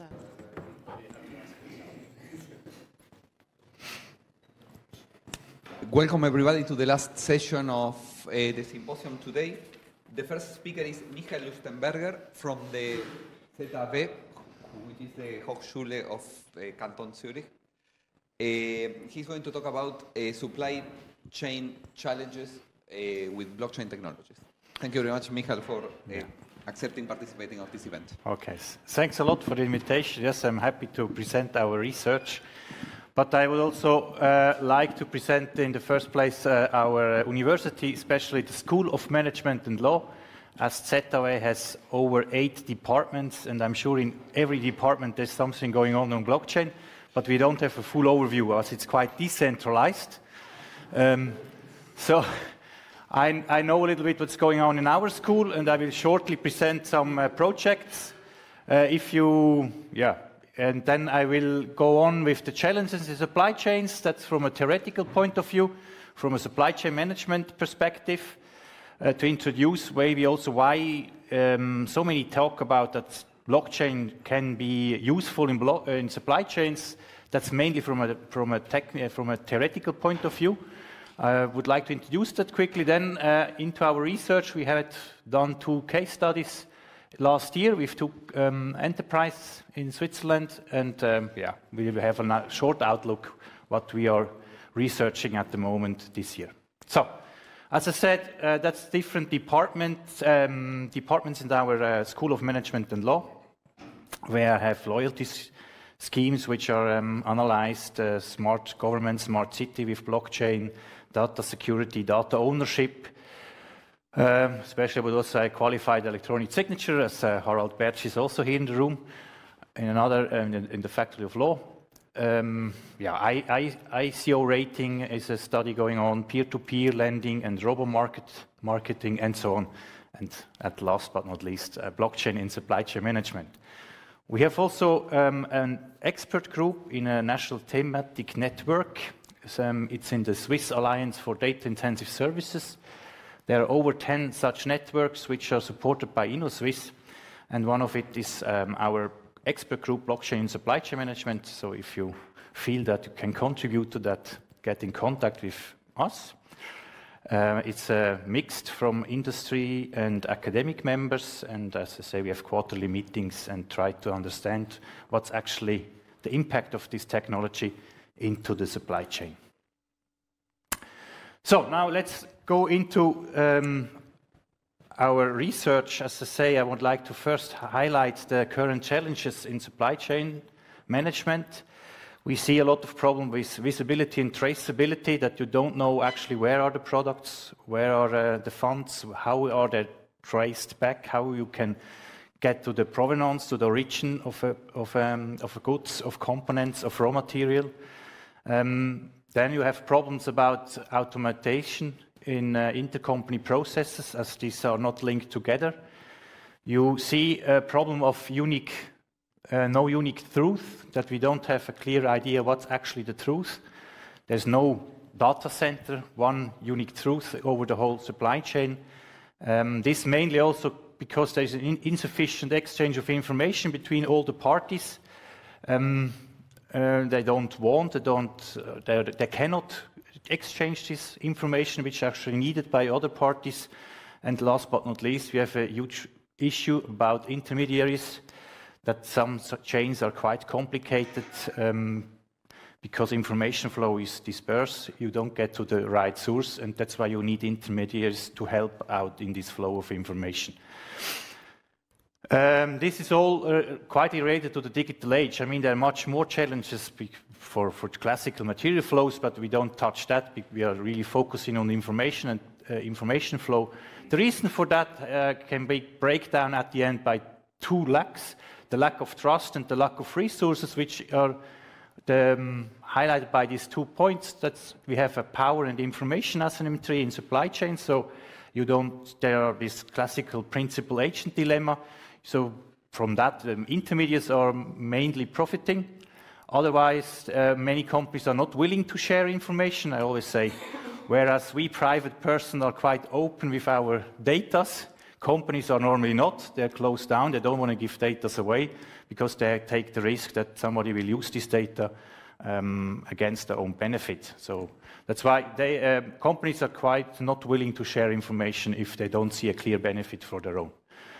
On the other hand, we have the lack of resources. That's no international standards. Interfaces are lacking. We see the problem with RFID, that there are different standards and it's complicated to global supply chains to interconnect, as well as we have limited IT knowledge and skills, mainly in smaller companies, KMUs and SMEs, as it's in English. So there is a lack of resources to do the exchange of information. When you look at it from a theoretical perspective, we see that theoretically we have 3 models how to exchange information. The 2 above are the ones where are now focused most supply chains. They try to build up the so-called supply chain towers, which means that there is a single entity, even if it's a player within the supply chain. Examples in Switzerland, for example, Migros is building up such a tower. We are observing that they try to centralize all the information in their own database, in their own entity, so they can overview the whole chain from raw material to the end of the consumer. But that means that other entities have to deliver their information. Other side, we have the third-party model, which is also common, that you try to do this observation or data centralization externally, that you use a third party, but once again we have an intermediate, which are here in place, which for sure is costful, and you have to trust this one. So, third model, and that's what we are now theoretically trying to analyze, would be an information system independent of any entity, which are supported by all supply chain members in the same manner, but for sure that's technically not yet solved. You see the problem statement from FSC Schweiz, that actually a common platform would be technically not the problem, but many industry members are just not willing to share data because they risk their own position, they risk that they will get obsolete, or they risk that a leak of information. So what we tried now, we tried to understand the question, can blockchain help to overcome current supply chain challenges? And therefore, we used action design research approach by problem formulation, then artifact development, reflection learnings, and formalizing the learnings, so to understand better how can blockchain actually deliver value to supply chains. Because from a theoretical point of view, I think it's quite understandable. Lack of trust, lack of resources. It seems like the best fit as the trust machine or the trustless network or the whatever you call blockchain, and especially if you would have the whole all together would support the resources and build up a system between all the parties that would also help small entities in the supply chain to connect immediately to this system without a lot of investments upfront. So, but we tried out, we had two case studies, as I said. First of all, we had a pharma company, actually I can say that, it's B. Brown, who came in contact with us, and we tried to build up such a blockchain system, let's say, based on Hyperledger Fabric. The problems we found there is mainly that the documentation is paper-based, so they use still a lot of paper in the whole supply chain. So in case they have an audit or they have a request for let's say, quality problem at the end in the hospitals for one of their products, then they need to go down to the archive and to find out all the papers, to find all the documentation of the production of this product, as well as what was the raw material, was it all certified, was in the analysis, so all was quite paper-based. So there no end-to-end information flow from the raw material supplier to the intermediate production, to their own production, and to the hospital. It was all dispersed, and they had to find that in a really a lot of effort when they have to follow the FDA or Swiss medical audits. Yeah, many things are still signed manually. So a production is done, then there came the paper, and you have to sign it manually, and this signature is then going to the archive, down in the cellar. So our approach, as I said, was based on Hyperledger Fabric. It's a private blockchain, so we say. And the access rights are managed by a predefined membership service. You can still now say that's not the blockchain or there's not decentralization, yeah, but we leave that discussion. It's just that for companies, as we see also in Switzerland and generally, for enterprises, mainly also big, they don't even take into consideration a permissionless blockchain. For them, it's clear we have to go down to a permissioned blockchain, as this is the solution, and they want to have control over the access and the information. They don't want to have it open and public readable. So it's a closed system where you can control access. What we did then, we could record and the verification of product ownership for sure. Documents could be uploaded and hashes of that were taken, so you could control if a document was changed after. You could transfer the documents and the products, so you had at the end, you could have a clear chain of provenance. With one click, let's say, you could see the whole tree, what component is actually in which product. As well, we tried to connect, or we connected the Raspberry Pi as a IoT device, let's say, to simulate how it would interact, how it will interact with the Hyperledger Fabric. And we could see that, for example, temperature could be easily recorded and also checked by a smart contract on the Hyperledger Fabric. And immediately if the range, in the data locker was sending data out of the range, immediately was a notification going out to the parties which are needing this information, without any interference by any party. So it's just observed and communicated by the blockchain itself. The other case was a label chain, a small company, a regional label in Zurich Oberland. So this one is more interested, let's say, in an open, available blockchain solution, because it's difficult for them to build up the whole chain on their own, the whole infrastructure. Would be more difficult, so we tried that out, how would that look like on Ethereum. We see there also the problem that currently they are actually only auditing or certifying producers, but they cannot really following all products. So there's no way to see if a product is really following the label's specification. They just know that the product was passing through all the points which are certified. So the idea was also here that we can overcome this lack of farm to fork visibility, that you really can see for any product what is the provenance and what is the whole trace here that this product's done through the supply chain. How we did it, we used smart contracts for registration, so you could register, transfer and process these assets by using smart contracts. In the sense of the first one was introducing an asset there with a smart contract, and then you could transfer this asset to the next stage. You could also process it in the sense of, for example, a cow is going to the butcher, so you need to process this material, and this could be also done by producing new child assets or new smart contracts based on the parent. And so at the end, you had a chain which was public or is still public available.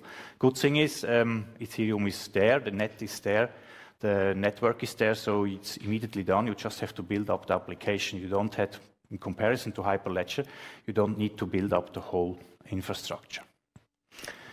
So that's the two cases in brief. What I would like to highlight is what's now the learning of it. We could see that visibility and information exchange could be increased in the pharma supply chain. Audit trails could be built easily and were immutable in the blockchain. So it was easy to check and verify each document and each stage. And as we could also see, smart contracts can really help to autonomously monitor and enforce agreements. That's quite possible and easy task, let's say. In the label chain case, we could see also that you could increase trust into the label, even so we believe that's not the main issue in Switzerland, that normally you believe the label. I don't think that you don't trust all the labels we have in Migros and Coop. But still, you could increase the trust, and mainly you could also increase the trust in the audit trail. So once again, here we believe that we could audit doing on a product level and not anymore on producer level. And this could actually change the whole audit process and generally make it much more efficient. As I say, reducing costs at the end by all the auditor costs, because every 2 years they have to re-audit all the producers, which could be, in our opinion, maybe reduced by using a general system. So, generally spoken, yes, blockchain can help, but there are still quite a lot of issues. We heard them already. The last two I will not go into details. Public blockchain have still high transaction fees and low throughput. That's well known. So, in the case of a label chain on Ethereum, the cost would be quite expensive. All these smart contracts to run for every product processing to one point to the next. That's quite an issue to make it productive. On the other hand, private blockchain is still compromise somehow immutability and trust. So there we would have to see how far this will really help for the pharma supply chain. Or at the end of the day, again, we have gatekeepers who are just doing the access, and then you have to trust these gatekeepers again. Other issues is the digitization of the world, let's say, of the physical world. It's always criticizing in supply chain management how you really bring the physical world to the digital world. We agree on that, but still we believe that's not necessarily a blockchain problematic, that's an IoT problematic, because how you bring the reality or the products, which are physical products, as a digital twin, let's say, that's quite an IoT problematic, and we need to solve that for sure. But if you want to do automatization and if you want to do more efficient supply chains, that's a task we have to do, because otherwise we are still just bricks and mortar and bringing products from one point to the other. We need to have digital twins of everything so we can really automate that. That's quite a known problem also by the whole industry 4.0 problematic. And last but not least, we still have problems with the governance of blockchain networks. As bigger they get, as more complicated. We saw that also today. There are some tendency with all these blockchain networks to to centralize again. We saw that with the mining pools and so on. So there is this problematic also in supply chain applications that you see. They start very well, and then they dance down to some centralized ownership at the end, or centralized access management, or that's quite a task still. And as I say, if you talk with companies, they are still not confident with all this openness, so they always want to have permissioned blockchains, and they want to have access control to their data. So we still have to do some research on that. Also, that's what we outlook we want to do. So I say we want to have more into the governance of blockchain ecosystem. We would like to go. We want to see also the role of small and medium enterprises. This mainly, as Switzerland is quite an important point, that we have a lot of small and medium enterprises and they don't really know what to do. We want to have observing blockchain networks operating in the real world, because, as I said, that's still prototypes what we built here. That's not really functioning, so we still have to do that also. And what we also think we should consider the financial flows in order to increase the value of such networks, because now we focus just on the material flow and put that into the supply chain, but if we add that by financial flows, I would say we could add the value of the whole network. So, thanks a lot. Thank you very much,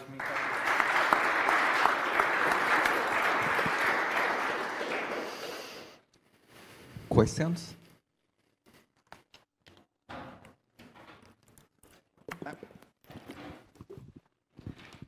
Garrett Dittman with IBM Research, and not surprisingly, I have to ask you about this slightly surprising statement that permission blockchains compromise immutability, and what was that else? What was the other thing? Integrity, I think.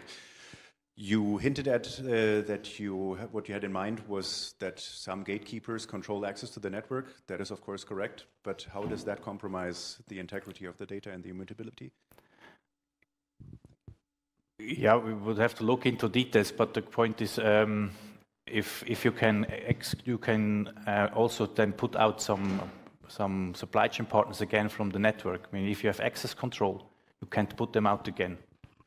So you would have the power over the network, but it depends how you build it up. But they still have a copy of the data, so you cannot change the data there. Yeah, that's true, but you can put them out, and if it depends who is doing all the mining and all that, but normally you reduce it then to 4 or 5 knots, and then you to hand over the power to this. That doesn't mean that you don't see the changes, but they can still change it. There is no mining No, but you have to verify in Hyperledger the transactions, and if you reduce that to some specific parties, they still have the power to do what they want, let's say. They don't, because the other parties do have the signatures that were there in the past. You can always prove the state of the letter at some point. Yeah, you can prove it, but you could still change it. Well, you can't. You have a copy. You will own the network, right? You cannot change the copy that I have. So I can always prove that you at some point agreed that this was the state of the letter. Yeah, okay. This is from a theoretical point. Hi there, in the back. You said at one of your points in your findings that you'd reduce the audit costs. Were you able to quantify the reduction in cost, like as a percentage or as some sort of value, or is it more of a general statement? It's more a general statement. It's more something we'd like to look into this year. Okay, thank you. To quantify that. It's just an assumption that we see that could be of value. Blockchain could be a value by reducing the audit costs. It's an assumption for the moment.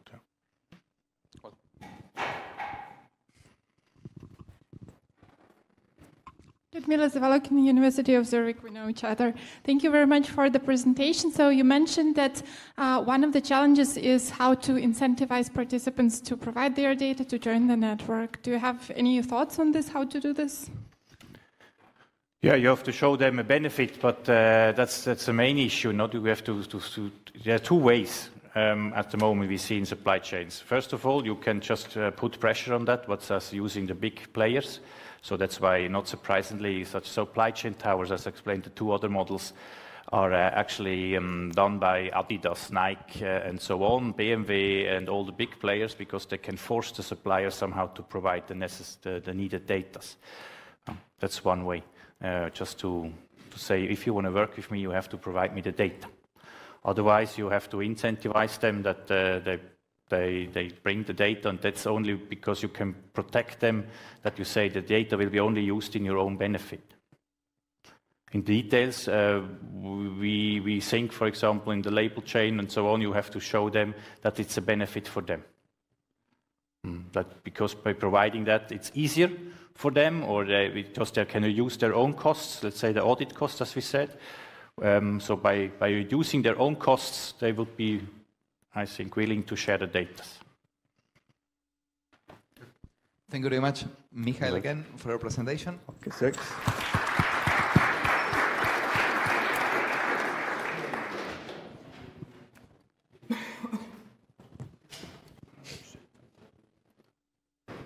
We move away now from applications of blockchain technology once again to legal aspects of them. And now we have Jörn Erbguth from the University of Geneva, who is going to talk about general data protection. Is it a roadblock to blockchain? Thank you very much, Jörn, for joining the program today. Thank you. So let me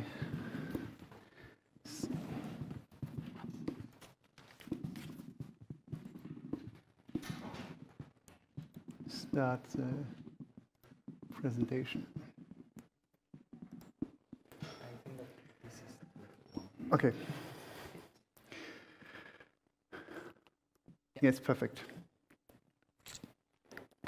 So today I would like to talk about GDPR and blockchain.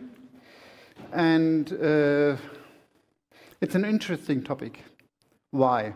Because blockchain can be a threat to privacy, but blockchain and privacy-enhancing technology used with blockchain can also foster privacy.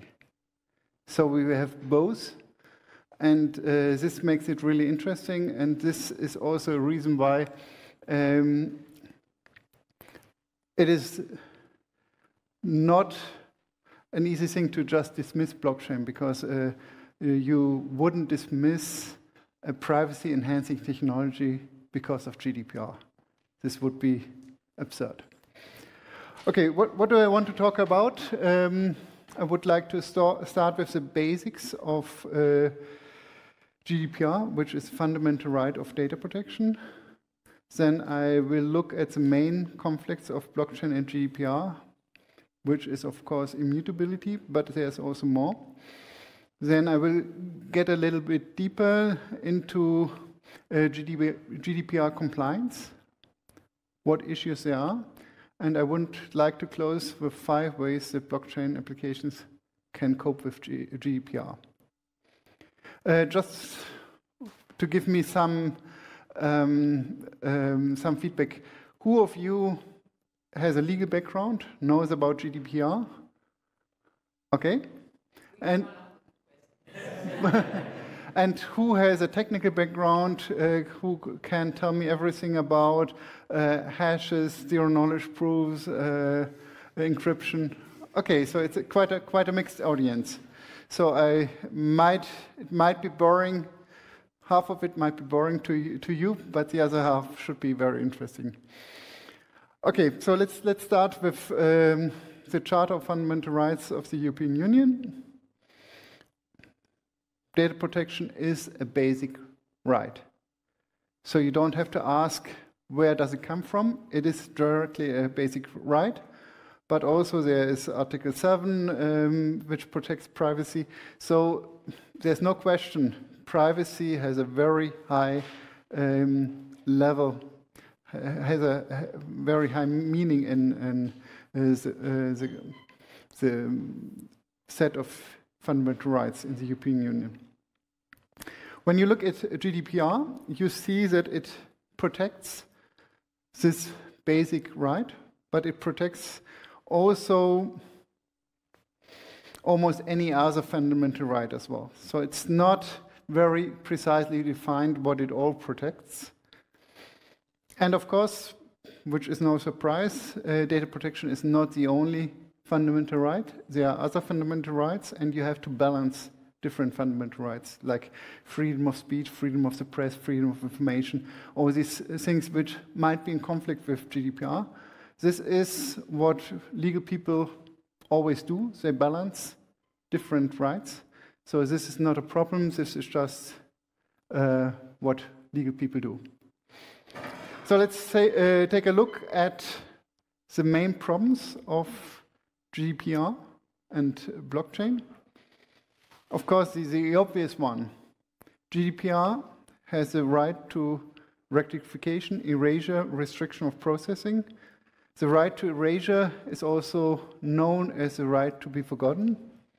And of course, blockchain is immutable and public, well, at least public blockchains. So this doesn't seem to match together. But let's take a closer look. There is an issue which is, in my view, even more problematic than this one. It's the lacking technology neutrality of GDPR. GDPR assumes that you have an hierarchical responsibility or controlling structure. You have a controller which sets the targets of the processing, who tells you to process, and the processor who just does the processing, and the data subject that needs to be protected. So GDPR has a lot of obligations to controllers and processors and wants to protect the data subject. But what do you do when you have a peer-to-peer network? When everybody is at the same time controller, processor, and data subject. Do you apply the obligations and thereby render private participants not anonymous anymore? Or what do you do? How do you protect them? But let's take a deeper look at GDPR. How is it structured? First, there is a statement: processing of personal data is forbidden. And then there are exceptions. This is a normal technique in laws that you find in lots of cases, but it is a strong message that you need a justification to process personal data. There are, as I've said, obligations for controllers and processors and rights for data subjects. And GDPR includes obligations to information security. So information security, which is often seen as an opponent to data protection, is part of data protection. So if you have a configuration of a firewall that doesn't work, if you store passwords unhashed, if you have a data leak, you might get a GDPR fine. Just because you did not employ proper information security, of course, concerning personal data. There are hefty fines with GDPR, up to 20 million euros, or 4% of worldwide annual turnover, whichever is higher. So this is really also a threat to Facebook, Google, etc., if they are really fined, which is another issue because they are located in Ireland and they might employ some fines, but at least they're pretty slow. So how do you evaluate GDPR compliance? At first, you ask, does GDPR apply? Well, let's remember, here we are in Switzerland, and GDPR is a European law. So why do we talk about a European law? Because it has extraterritorial applicability, like US banking law, which, well, In a view, in a certain sense, it is pretty bad that other countries apply their laws worldwide. On the other hand, it's maybe the only effective way to apply data protection to global systems. So it's both. Then you have to see, is there processing of personal data? We'll have a look what personal data means. It is quite broad. Then we look at justifications for the data processing, and even if there is justification, you still have to comply with obligations of the GDPR. So let's start with the applicability of GDPR. So when some entity that is considered a controller or processor is in the EU, so if you're, for example, working with a provider in the EU, it applies to you. When you're offering goods or services to data subjects in the EU, well, this is kind of the market principle that if you offer something in the EU, you have to comply with EU laws. The other thing is more problematic if you monitor behavior of data subjects in the EU, which already includes web tracking.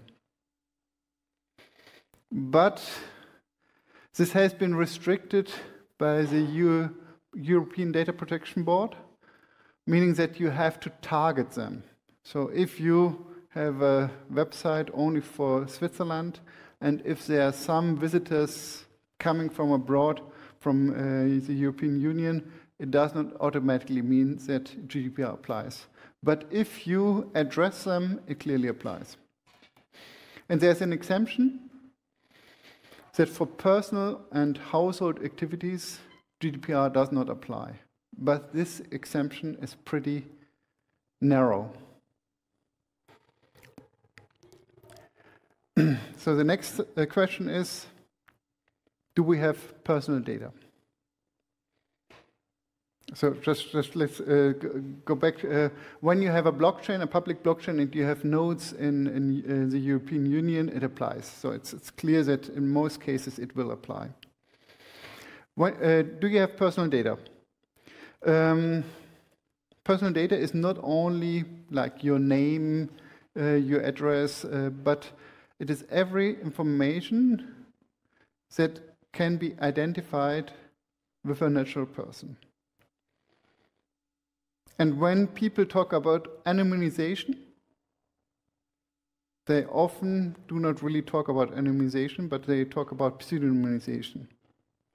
So and technically this is basically almost the same, but when the remaining data enables you, even with external data, to identify people with information, then it is still personal data, and then it is pseudonymous data, which is a good technique to reduce the risk, but it does not prevent the application of GDPR. There is a rule in Article 4.1, or 4 number 1, when you can identify somebody with some data, some information, it is personal data. And in Recital 26, it is a bit more restricted, saying that only if means reasonably likely to be used are employed. The recital come with the law. They have been passed with the law, but they are not directly part of the law. So you can argue whether which standard to use. In my view, GDPR is risk-based, so there is a good argument to use Recital 26. Examples of personal data. There has been a case saying that IP addresses are personal data. Bitcoin addresses are personal data. So-called anonymized movement profiles are personal data. Anonymized browsing history are personal data because they are not really anonymized. If you have aggregated movement profiles or aggregated browsing history, often they are not personal data. But be aware Some legal people just do keyword dropping, so they see a keyword and they look up some decision, and there they have used the same keyword of a technology, but it's a completely different case. You really have to evaluate the individual case and see if you can derive personal information from that data or not. To give you some more example, when you encrypt data, of course, the encrypted data is still personal data because with the key you can derive the information that was encrypted. However, what happens when the key is deleted and there's no second key? When you look at data protection authorities, most of them say it's still personal data. I question that, and you have the Austrian Datenschutzbehörde, which has issued an opinion in a non-blockchain case where they said it's not personal data anymore. But there is legal uncertainty here. Anyway, I wouldn't suggest to put encrypted data on a blockchain. Why not? When you have encrypted data on a blockchain and you store the key privately, you use up a lot of space on a public blockchain, which is very expensive. And what you get is that you need to access both repositories, the private and the public repository, to reconstruct the data. So why not do it the other way around? Put some little information on the public blockchain and store most of the data privately. Of course, you do not store a key, but a hash value on the public blockchain, which enables you to verify that the data has not been changed. So, who does not know what a cryptographic hash value is? Okay, so I can skip this. How to employ hash values in a GDPR compliant way. When you have the hash value, the digital fingerprint, for example, of a diploma at the University of Geneva, we use it to certify diplomas, and at Basel you do the same, and a lot of universities are using this approach now. So you create this digital fingerprint, this hash value, and you put it on a blockchain. Then you cannot derive anything unless you already have the diploma. If you do it wrongly, if you use the hash value as an ID, you use some identification, create a hash value from it, and then add the metadata that this person has a diploma. This is clearly personal data. Has a diploma is not personal data per se, but combined with the identification means that everybody who has the identification can see that this person has a diploma.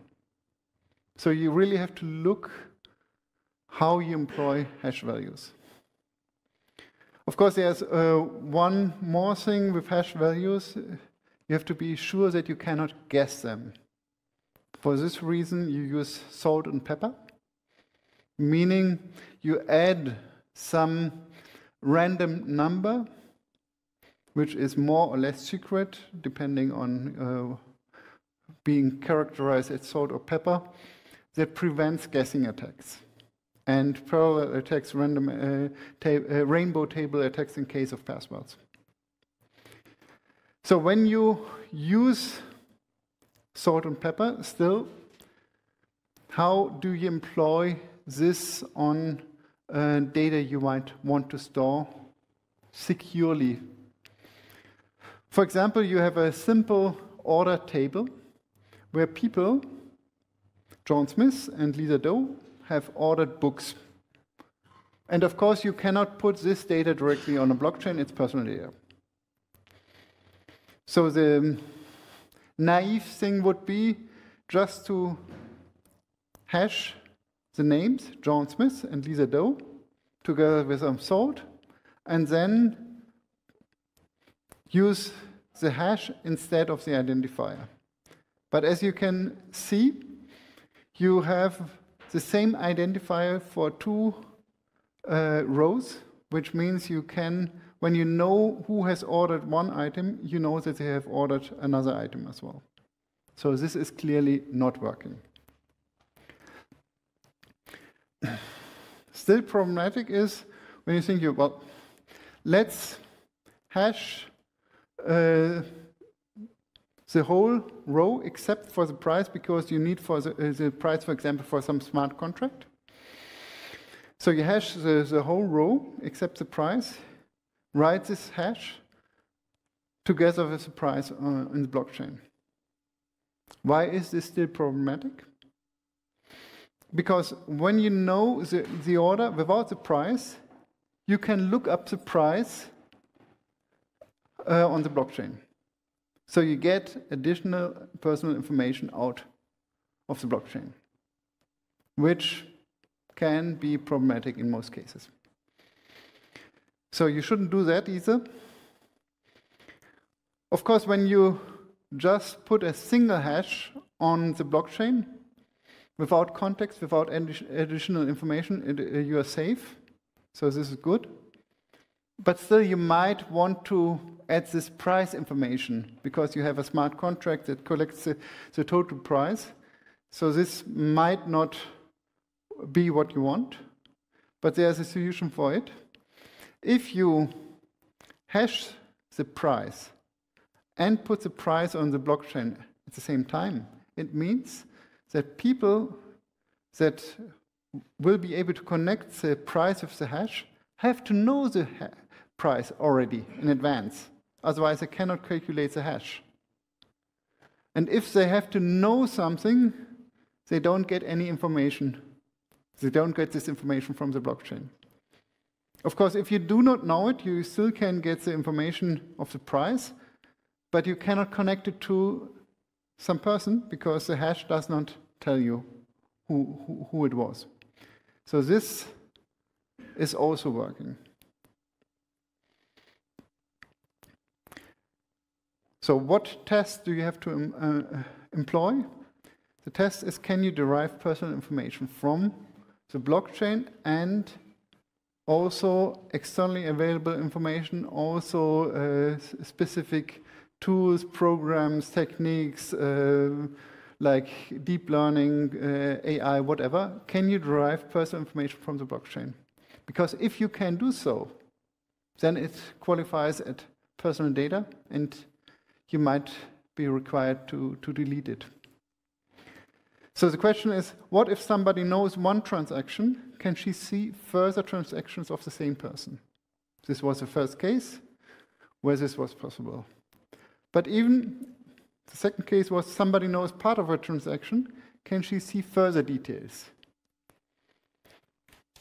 Also, somebody knows personal details of a person. Can she discover information about that person's activity? So you really have to see, does your blockchain entry preserve privacy or not? You can go further than hashes. You can use zero-knowledge proofs. Basically, the questions are the same to ask. We know zero-knowledge proofs, for example, from Zcash, where you can disguise the identities of the partners of the transactions and also the amount transferred, but you can prove that the transaction is correct. And this is privacy by design. It works also against insiders, against administrators, against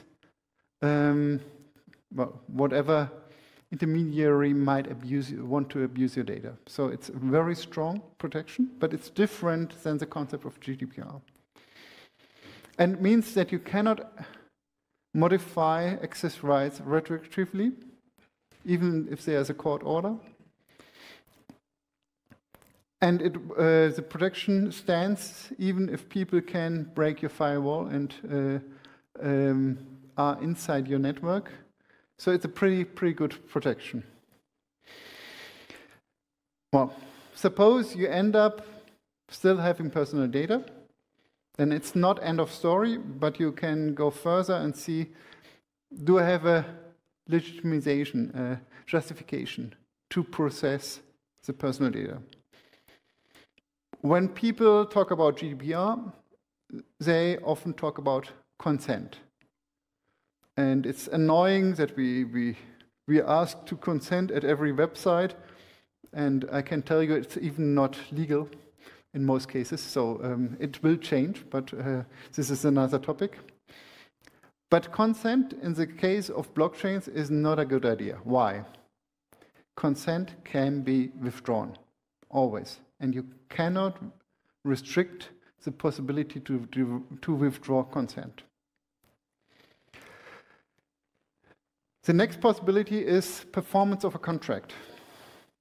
If you perform a contract, you are allowed to process the data that is necessary to perform the contract. The contract has to be with the data subject. So for example, if you work for a company and you make a contract with the company that the company should pay you in Bitcoin. With every Bitcoin payment, the company puts your personal information on the Bitcoin blockchain. You can be identified. Bitcoin is not anonymous, we know it. But they cannot pay you without putting this information on the Bitcoin blockchain. And this is a justification that is stronger than consent. Of course, you cannot put just anything in a contract and then say, well, I'm okay. It has to be connected with the purpose of the contract. Next thing is a compliance with a legal obligation. There are laws which require you to publish certain information. Publish it forever. This is a very typical case of using blockchain, immutable blockchain, because you want it to be immutable and the law requires you to make it immutable, so you can use blockchain. But these are quite rare cases. It's not the common use of blockchain. But if you have such a thing that there's a legal requirement to publish something and this entry needs to remain public forever, there's no provision that asks you to withdraw an entry, then you can use blockchain without a problem with GDPR. And there's legitimate interest. This is the most flexible clause in the GDPR. But you have to know that the data subject can object to legitimate interest, which means then the legitimate interest is not completely gone, but it's quite restricted. So next question is controllers, processors, data subjects. Who is controller, who is processor, who is data subject?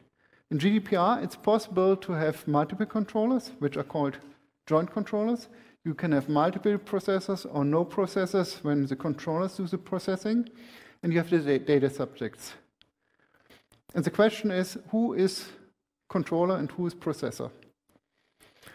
And, well, node operators, miners, all miners together, user who signs a transaction with a private key, the exchange or wallet service that signs a transaction on behalf of a user, or the entity that administrates permissions for a permission blockchain. They all might be controllers. And the CNIL, the French Data Protection Authority, is the only authority that has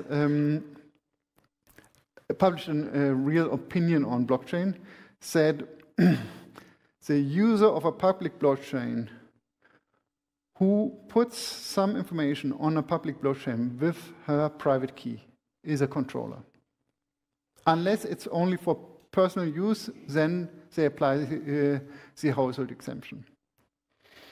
But you have to know when you have a permission blockchain and you control the permissions of permission blockchain, you will be the controller, or the consortium will be the controller. And node operators are processors, and smart contracts developers can be processors if they have the control of the smart contract if they deploy that smart contract. So they might be considered controllers or processors as well, according to the CNIL. The duties of controllers and processors can be problematic. Controllers must identify themselves, so no privacy for controllers. They're responsible towards data subjects. They must have processing agreements. Tell me a public blockchain where you have processing agreements. And they have to control processors. Well, maybe the code of the blockchain controls the processors. And processors must process data only on documented instructions from the controller. Is a blockchain code documented instruction? Maybe. Difficult. So I want to conclude with 5 ways to cope with GDPR. There's one idea. One way is just do not put any personal data on a blockchain. This is easier said than done, because the definition is quite broad. When you have personal data use privacy-enhancing technology, then there still is a kind of a legal uncertainty, how far it goes. Obtain a justification that is permanent, when there is one, but the permanent justifications are pretty limited. Let users put the data on a blockchain themselves. So if you do not put the data, but you just give them the tools and the users are in control, they're in control, and they're a controller, and not you as a controller. But you have to make sure that they're really in control, not just that you control them doing things and they are not informed, they do not know what they are doing. And then last thing is you can build blockchains that forget.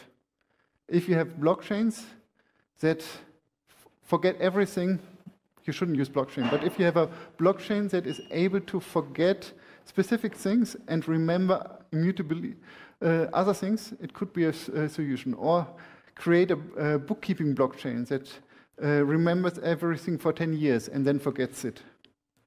You could construct these kind of blockchains. This is basically the end. I've got a little tool to answer some questions, a quick check, and I'm looking forward to your questions. Thank you very much, Jörn.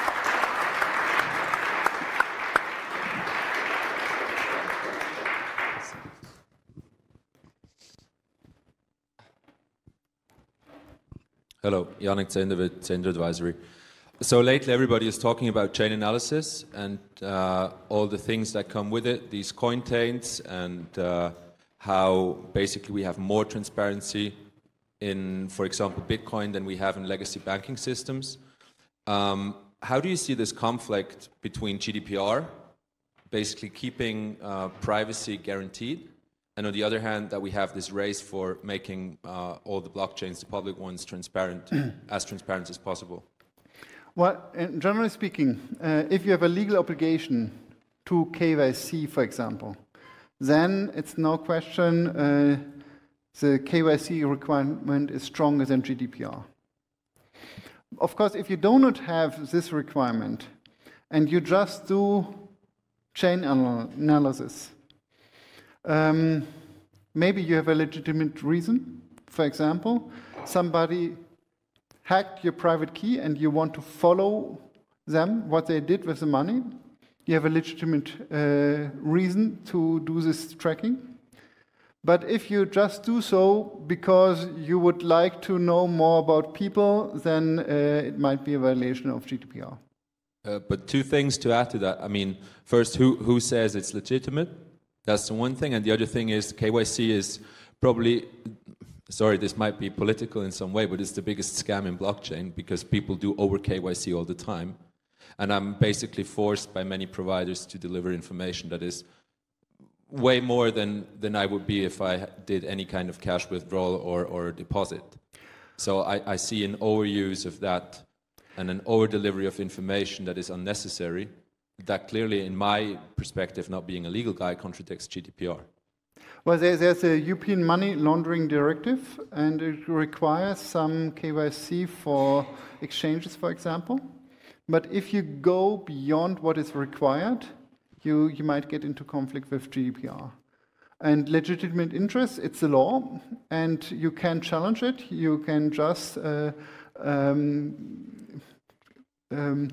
write to a data protection authority, and they will review the case, and then there will be a decision. Otherwise, you're dependent on the law, and since there's no precedent, there's not much legal certainty how far it goes. Yeah, thank you for the interesting talk. I would like to ask about the consent part. When you say we cannot trust about the consent because people can withdraw the consent. Mm-hmm. But as far as I know, there's no blockchain that you can see the consent by the contract, but you cannot see a trace, a track when the user withdraw the consent. Maybe Gdpr blockchain can do that, but there's no way when you see anyone can track that user withdraw the consent. What we're gonna do then? I mean, when you put personal information, personal data on a blockchain. We don't put the personal data on blockchain, but we will ask for the permission of using data, for example. Then you get the user consent. Mm-hmm. But in the future, like a year from now, the user withdraw the consent that you're not allowed to use my data. But the contract already executed, and there's no way that you can trace back that person will not use my data anymore. There's no blockchain technology can do it yet. What we're going to do there? And completely understand. Do you ask how to trace what has been done with the data and how it is spread and who has received the data when you withdraw the consent? Yeah, I would like to ask what we have to do when the user withdraw the consent, because we don't know how to trace. Okay, when the user withdraws the consent, you have to delete the data, and you have to tell everybody that you have transferred the data to that they should delete it as well. And of course, there might be other legitimization, other justifications that allow you to still store the data. For example, if you are required for fiscal reasons to store the data for a specific period, even when the data subject says, please delete my data, you can say, we are required by law to store the data for 5 years or whatever, then you are allowed to do so. But only if it's really required for the purpose, and then you are only allowed to use it for that purpose. Yeah, that's the key point, that in principle it has to be done like this, but how the user, the person, the individual know exactly what happening? Well, you have an obligation to tell them. That's totally centralized. Well, it depends. It always depends who's the controller. And this is an obligation of the controller. So the controller needs to have control. If they don't have control, they might not be a controller. And of course, it's a difficult question, who is controller in such a setting? In a permissioned blockchain, often the one who attributes permissions is a controller. In a public blockchain, non-permissioned blockchain, there might not be another controller other than the person who writes the data on the blockchain. Okay, thanks. Is there another question? Okay. Short question. What do you think about this extraterritoriality claim of applicability? Applicability is a thing and enforceability is another thing. Why should a Swiss-based company located only in Switzerland respect such law? Why do Swiss banks respect American banking law? Because they also work with America. What sanction could the European Union do to my company if I don't apply GDPR and I'm located only in Switzerland? I can't really tell you how far a fine that is pronounced by a European Data Protection Authority can be applied in Switzerland. But anyway, if you have any activity in the European Union, then you're at risk. So basically, Switzerland has also a data protection law and is currently revising its data protection law, and they want to be in line with GDPR. So there might be also some enforceability. Because otherwise they are not in line. But I haven't looked into that topic, so I can't really tell you. Thanks. Then let us thank Jörn again for his presentation.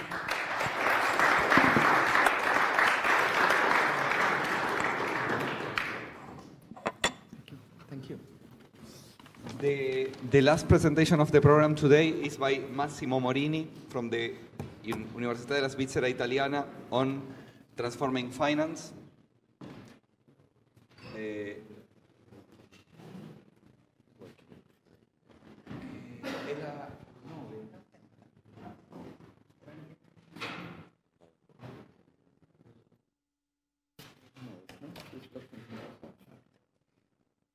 So good afternoon, everyone. Thanks for inviting me. One thing that I've got to say is that beyond teaching at USI and some other universities, I've been working in banking for 20 years as head of quantitative modelers of Bancaimi, and which is the largest Italian investment bank. I don't think it's needed.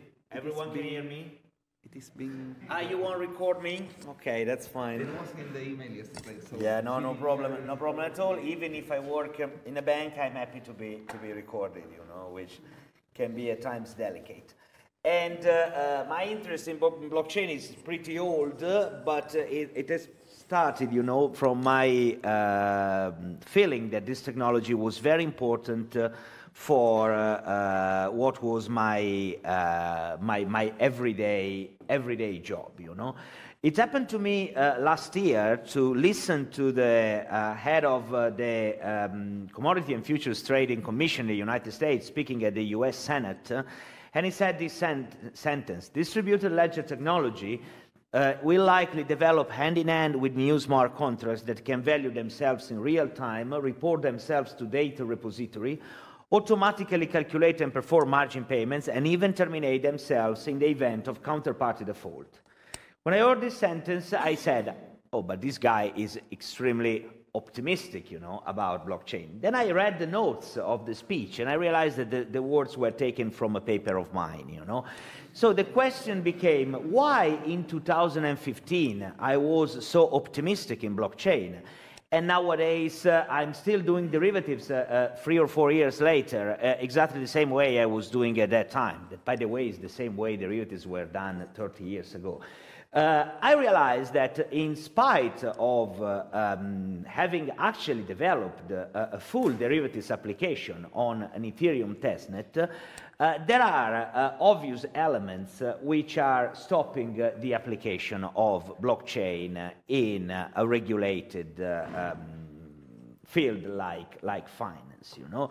They are a little bit things that certainly today have already been discussed, and often many people, not only me, make an analogy to the internet. You know, the internet was developed in 1988 with the fundamental architecture of client servers, but around the year 2000, Paul Krugman, that was going to get a Nobel Prize for economics, could still write in an article 12 years later, now everyone can realize that the internet is going to have absolutely no impact on the world economy. You know, 12 years later, 12 years after the internet was already available. But if you remember, and unfortunately I do, that in the 90s the internet was tremendously slow. If you remember that in the 90s you didn't have really efficient search engines, you know, everyone that remembers Alta Vista actually knows. you realize that at times, particularly a network technology, which are strongly transformative technologies, need to reach a level of maturity that I do not believe the blockchain has already reached. By the way, the reason why I think the analogy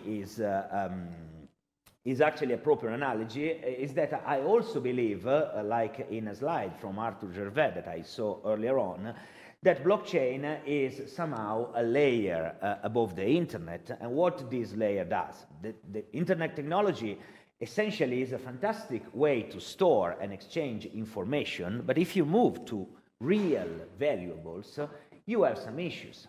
Internet doesn't have a time-stamping authority, so it doesn't have a way to clarify uniquely the order of transactions. In the internet, we do not have a concept of identity. You know, it's even embarrassing if we realize that every time we use an application in the internet, we re-identify ourselves every time. You know, and then the internet has a client-server application. That means that every service is somehow technically centralized in the machines of a private company.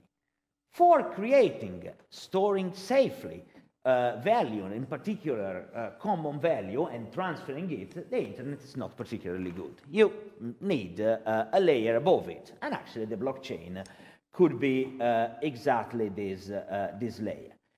Today, however, in my opinion, things that are stopping the blockchain are certainly scalability, and that has already been discussed.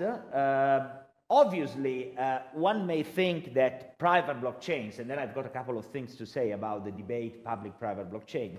Obviously, private blockchains nowadays apply, for example, different consensus algorithms that make the blockchain potentially much more scalable.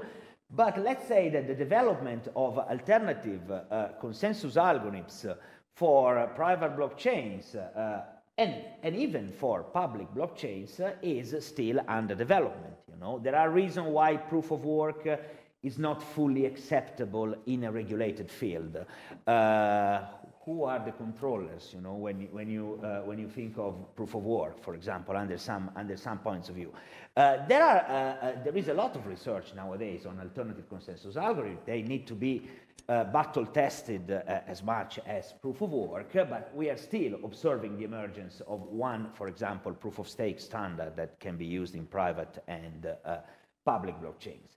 Then the issue of privacy. I mean, after this presentation, I don't want to say again, because it was obvious also from the last presentation, that privacy-enhancing techniques are fundamental for any blockchain to be used in a regulated world. You know, you cannot rely on privacy by pseudonymity, and you cannot, please, rely on privacy like, I mean, if you look at the website of Corda, the private blockchain developed by the R3 consortium, you will find my name among the creators, and I've been in the board of R3 when it was created, so I can freely criticize them.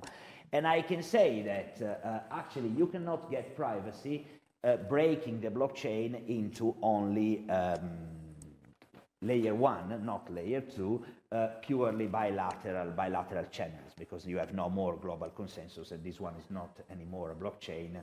It may give some advantages compared to today's system, but it's not exactly what we are talking about in this conference.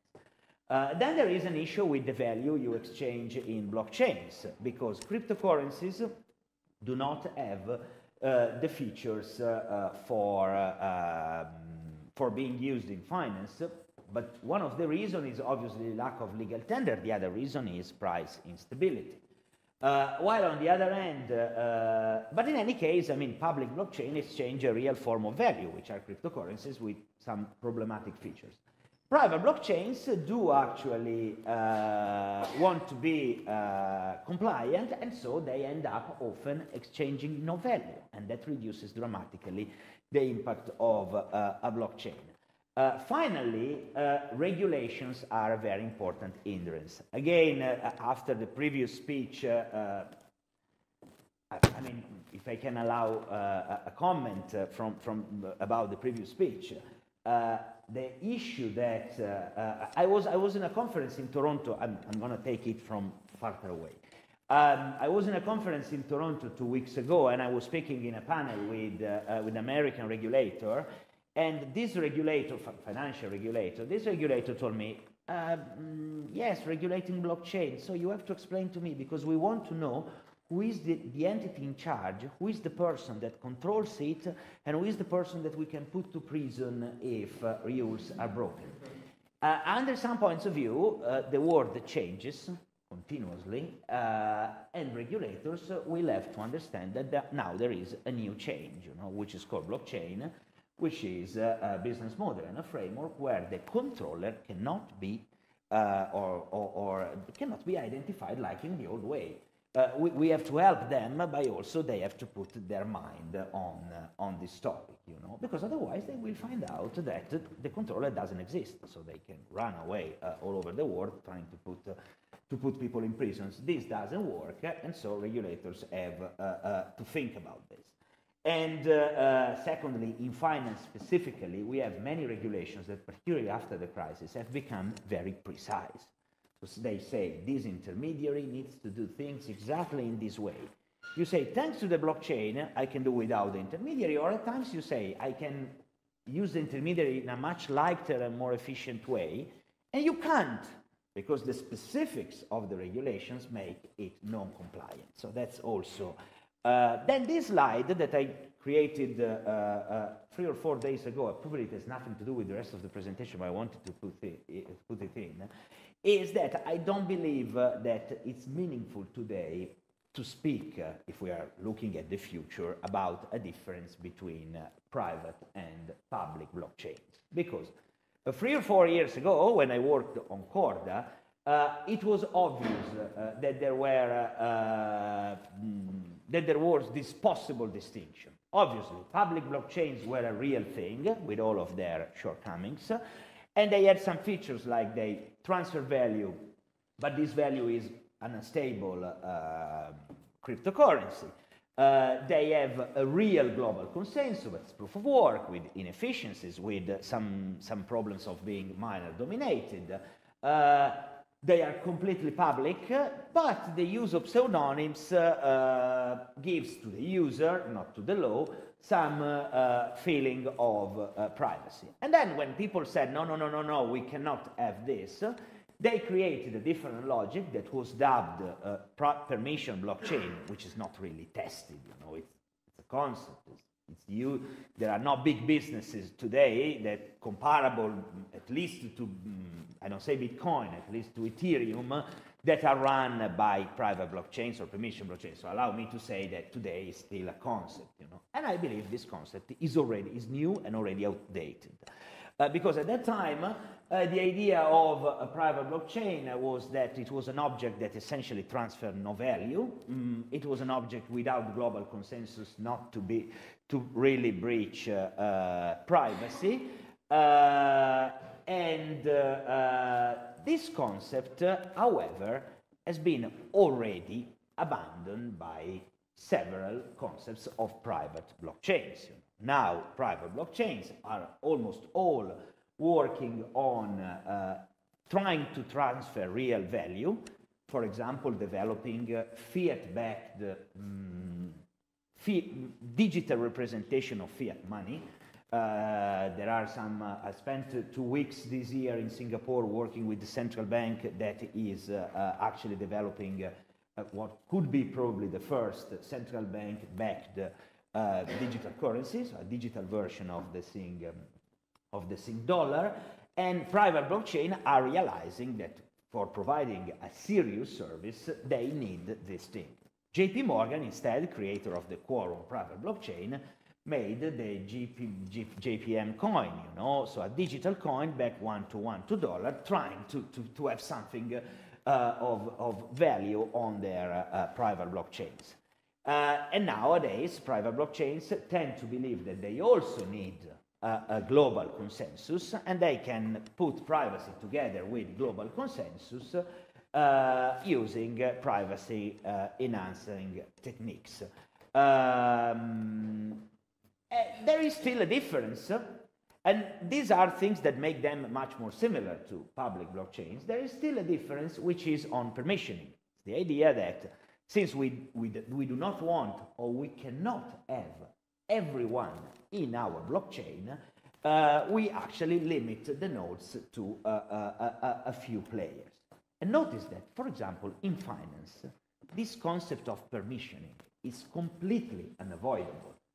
I tend to be provocative. The concept of permissioning is unavoidable in today's civilization. For example, you can make a fantastic, a very, probably the best gambling application you can find should be developed on a blockchain, and you have to worry about a kid of 12 years going and doing gambling, maybe with his father money, if it is as good with computer as my kid that is already able to use my PayPal and everything, you know. So permissioning in finance is a lot about the fact that not everyone can deal with all financial products, you know. So permissioning is important. My view is that today, public blockchains are moving in a direction where somehow I was, in the last couple of days, I was in Austria and I was speaking at the same conference with Silvio Micali, the inventor of Algorand, and I heard him that Algorand is going to be issued and have a redemption in fiat currency. So, and then there are many other public blockchains that are developing stable coins. I'm not saying that anything of this is already what we want, but what now they want to use in private blockchains and what they want to use in public blockchains are becoming extremely similar. Then again, modern blockchains propose actually privacy enhancement techniques. They now try to have global consensus, which is not mining or not purely mining. The only issue that remains open is permissioning. But I believe that the technology is developing for permissioning existing also in public blockchains. You know, I'm thinking, for example, that there is a company called Nivora that recently, not so recently, 1 year ago, made an issuance of bonds within the UK regulatory sandbox, made an issuance of bonds on Ethereum, and they got permissioning in a ridiculously simple way. The smart contract managing the issuance actually had a concept of whitelisted public keys. So there was someone that made KYC to different people, and they asked to the person, what is your public key? And they whitelisted the public key. So notice, these guys generated their key pair on their own. You know, they were not given the private key by someone that also knew it. No, they generated their key pair, and then with only the public key, they got KYC'd, and this was whitelisted in the smart contract. If someone and what is checked in this whitelisting? That you are not underage, that you have a basic financial knowledge, that you have the features that you need to have to actually buy a financial asset. If you are not whitelisted, your transaction fails automatically. You know? So making permissioning is not impossible in public chain. So maybe we have convergence. And then we go to the real topic of this conference. I believe everyone here knows what are smart contracts. One point that in this period of my life I like to make is that there are different philosophies of smart contracts, and I'm seeing a lot of interesting developments even on this in public blockchains and also in blockchains thought to be private. For example, it's interesting that in one of the most exciting features of a blockchain, which is the possibility of atomic swaps, is usually implemented in Ethereum through actually having a smart contract which works a little bit like a digital intermediary. So actually the smart contract in Ethereum is a so-called internal account governed by a piece of code, and you and your counterparty that are not sure who has to make the first step when you have to exchange, say, a token and money, because everyone is not trusting the other then to do the next step, they actually can create a smart contract and then they both send the token and the other one the money for the price to the smart contract, and in the smart contract code is written that only once he has got both assets, he will have to make the exchange. Interestingly, alternative technologies do exist in the smart contract world. For example, in Alfred Corda, you have understood what I believe of the concept of private blockchains, but from the technological point of view, it's a very good product. And in that case, atomic swaps are made with a single transaction that contains the two transfers, and some controls are in the code which is associated to the assets which are transferred and not to the account where the assets reside. You know, it's in a sense Corda in this way of making atomic swaps is more UTXO, if you prefer, while the Ethereum approach is more typical of a blockchain which is based on accounts. Actually, the use case that I'm presenting now have been developed by myself both on Ethereum and on Corda. You know, so I had to experiment both technologies. Unfortunately, I suppose in this room, I have to spend a little bit to explain the problem, because it's a problem which may appear very peculiar. When I'm explaining it to you, it will appear to something that is very sectorial, and I agree, but it applies to a sector which are called financial derivatives that nowadays, after many years of decline of its importance in the world economy, has got a value which is about, a notional value which is about 13 times the world GDP. So it's small, but it is 30, it's smaller than in the past, it's sectorial, but it's the most amazing risk and valuable things that exist in the world, you know.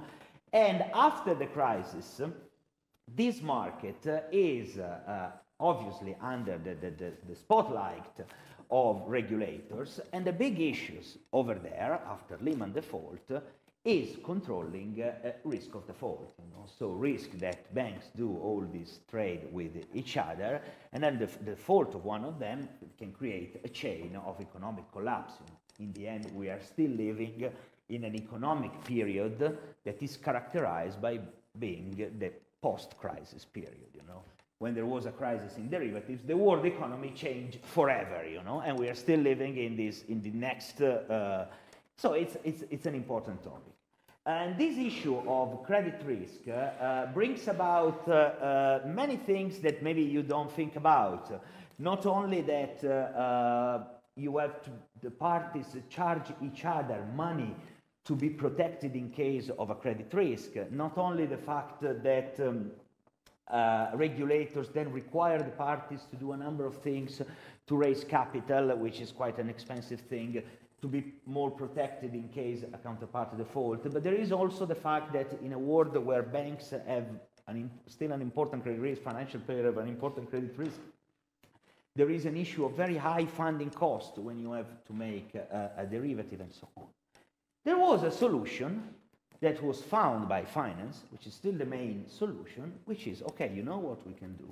We can collateralize fully these agreements, which makes that every time a bank promises to the other bank that if the price of a stock in 5 years will be above a given threshold, it will pay an amount, but if it is below the threshold, pay another amount, and so on, when this agreement creates for one of the two parties an exposure to its default, so if you fail in your promise, I lose money, then the party that generates this exposure needs to provide an amount of cash which is in the availability of the other party in order to cover the event of its default. And this amount of cash changes because the financial exposure depends on market prices. So every time market prices change, also this amount of money should be updated.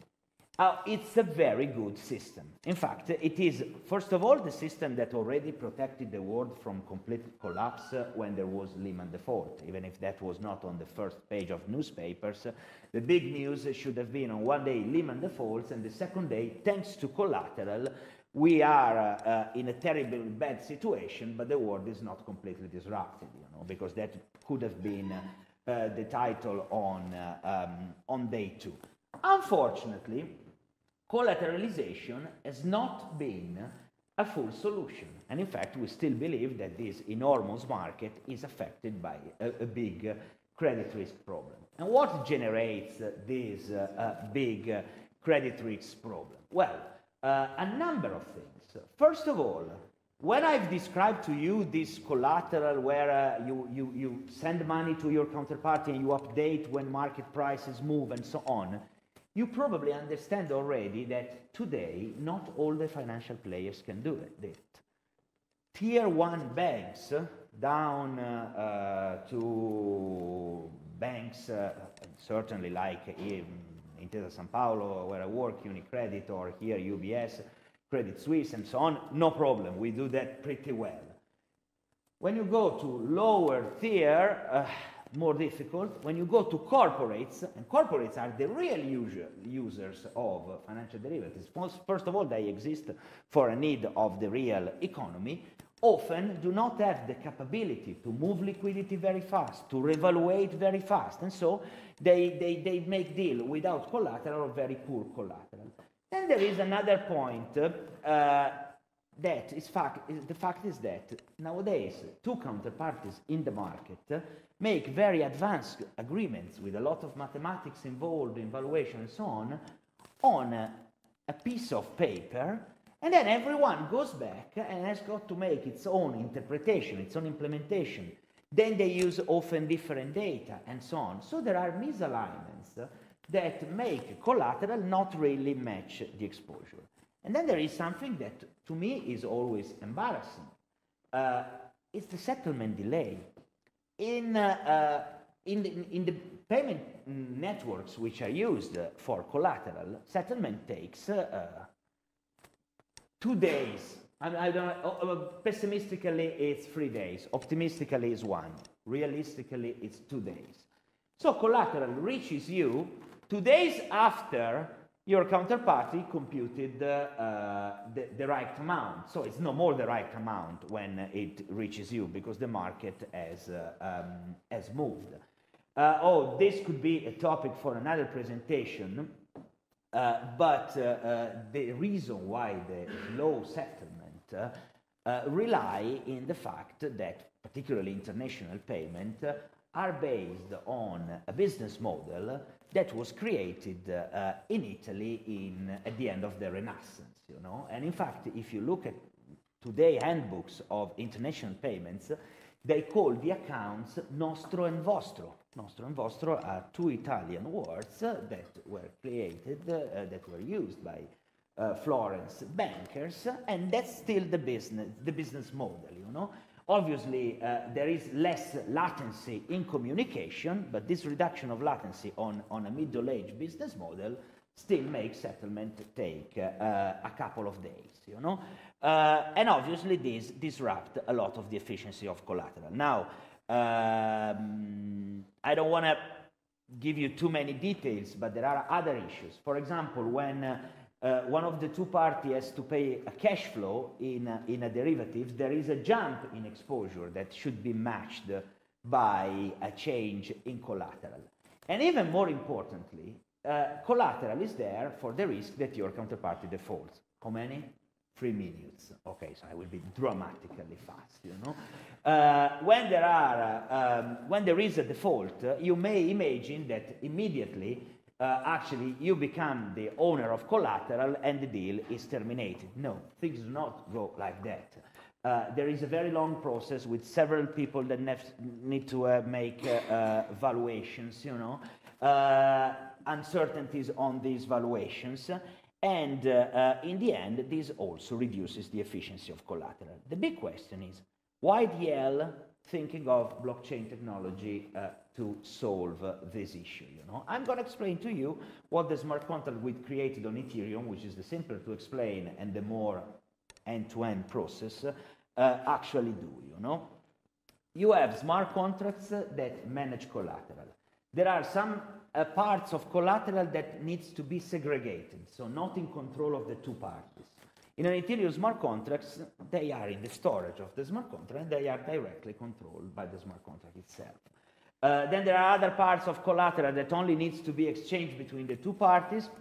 You create wallets that authorize the smart contract to move funds from those wallets, and they do it. I cannot explain to you the fact that we use a sort of trusted execution technology for some computations, which is very interesting from the technical point of view, but I don't even have the time to start. And the final effect of this business model is that technical complexity as a problem for some parties and not others disappears when you work on a common platform. Because in the end, the two parties sign the same smart contracts, and this smart contract somehow embeds the technology required for the management of the collateralized derivative. That's maybe one thing that we often don't think about, but when an agreement is made through a blockchain, there is a level playing field, compared to traditional technology. There are no more collateral misalignment, because the logic of making a deal on the blockchain, and in particular with smart contracts, also brings about that the agreement you take with your counterparty is much more detailed and precise. It goes down to the implementation of the deal compared to paper. Obviously, the blockchain have got this interesting concept that traditional settlement is in any case an issue of consensus. Because when you believe that money has really moved from you to another one in an international payment, when all the intermediaries have updated their ledgers, and there is a reasonable certainty that these ledgers say the same thing. The blockchain does the same exactly, applies exactly the same logically, so it's financially perfectly compliant with this concept of settlement, apart, okay, finality, if the blockchain can fork and so on, but this is another topic. But does it with modern consensus algorithms that do not take days, where everyone is updating the same version of the distributed ledger. And then the most fun is that with smart contract you can provide that form of bilaterally agreed automation that doesn't exist in a traditional market. Remember, I was in a public chain, so when you agree that the smart contract has got to do something, if one of the two parties does something, the network executes. You don't have real control. So, for example, this smart contract is designed in such a way that if there is a cash flow, the cash flow is kept by the smart contract until the smart contract doesn't measure that there is enough collateral, and then it does the atomic swap between the two things. And then there are rules agreed by the two parties that say, wait a moment, if one of us then stop updating collateral for, say, 2 days, we don't wait for the old default process. We agree that we terminate, and the smart contract actually will use the part of collateral which is segregated in the smart contract to cover the possible losses of one of the two parties. And this provides a dramatic reduction of the risk of the derivative, and also a dramatic change of the business model and of the user experience of such a product. There should be much more to say. There are also some more slides, but we have no time. But I'm here for questions. No, but I'm here for questions, But I cut on this slide the story. Good. Okay, thanks Thank a lot. you very much, Massimo.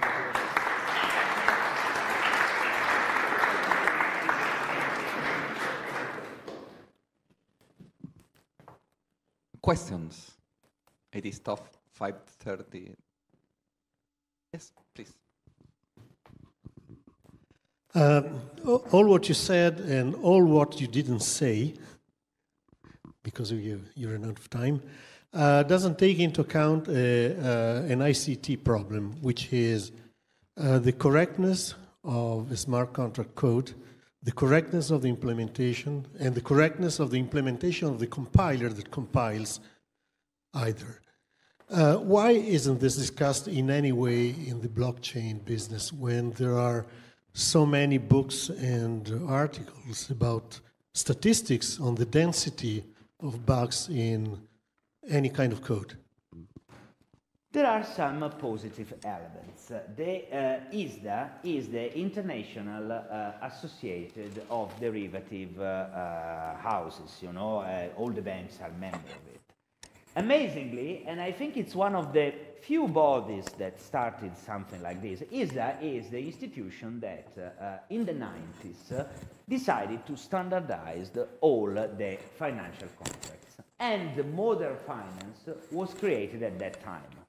Because if for any financial agreement you have to call your lawyers and restart from zero, what they started to do 2 years ago, they said, okay guys, there is this emerging distributed ledger technology. This emerging distributed ledger technology requires a standard. So they try to come up with a markup language and a reference implementation. They actually choose DAML, which is a language for distributed ledger by digital asset, which is a choice that is debatable, but it's not even so bad. And they started to create this standard representation, machine-readable representation of all the different bits in a derivative contract and all the different events that can happen in the derivatives business. In my opinion, I'm part of the working group. In my opinion, what they do not fully understand is that, okay, from standardization, they are certainly getting something very important, but there could be then another very important advantage in what they are doing. Once you have broken down all the different, let's say, opcodes that you need to do a financial transaction, and these different codes are standardized and largely reused, then obviously one day I would like that ISDA does formal verification of the smart contract they develop, but give them time to reach this level of awareness, you know. Now they have good technology partners, even if they are not. Well, I believe that this could create a world in which when the smart contracts are standardized in their individual functionalities, these individual functionalities have been formally verified, have been used and reused, and tested and retested, and probably bugs have been developed and corrected. And then when you create your contract, you compose these individual bits. We may reach a world in which we use smart contract as we today we use legal contract. Hopefully. Yeah, but, one small comment. Formal verification is incompatible with the truth of Rice's theorem, 1951. Sorry, 1951. So any semantic property of programs is not computable. So I agree with you that a battle test is more important than formal verification, without getting into into logical details. Is there any other question? I have only one, that is, you mentioned the huge size of the derivatives market, but this does not take into account the fact that at the end of the day, many of these derivatives cancel each other in some way. I can give you all the picture. Notional value is 12, 13 times the world GDP, which means, with some approximation, that if things went the most wrong possible in terms of exposure, that could become the real value. If you take into account what you were saying, so the evaluation with all the netting and so on, the derivatives market is slightly larger of the US GDP. Okay. Which means slightly larger of the old bond market. You know? Okay, which is less depressing, you know. So yes, in terms of value is more than the US GDP. In terms of potential value is 13 times. What I was saying is that perhaps also these kind of solutions that are automated inside of a blockchain, something that allows as well the netting to be done without having to go through the hassle of systemic crisis. Exactly. That's where the next slide Nah, stands for telling me. It was exactly how to get netting on a blockchain without having a CCP. In any case, the final word is always the one on this slide. Absolutely. Massimo, thank you very much then for your presentation.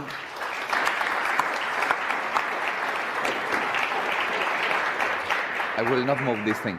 Thank you very much, everybody, for attending even to this late point in time. Thank you very much for remaining all the program. Two last things. In the Blockchain Center of the University of Zurich, we have continuously a set of events, so please follow or check out which are the activities that we are developing. I am particularly thankful for Jan, Florian, and Chengnan that supported me with the organization of this conference, and Maxi as well. Sorry.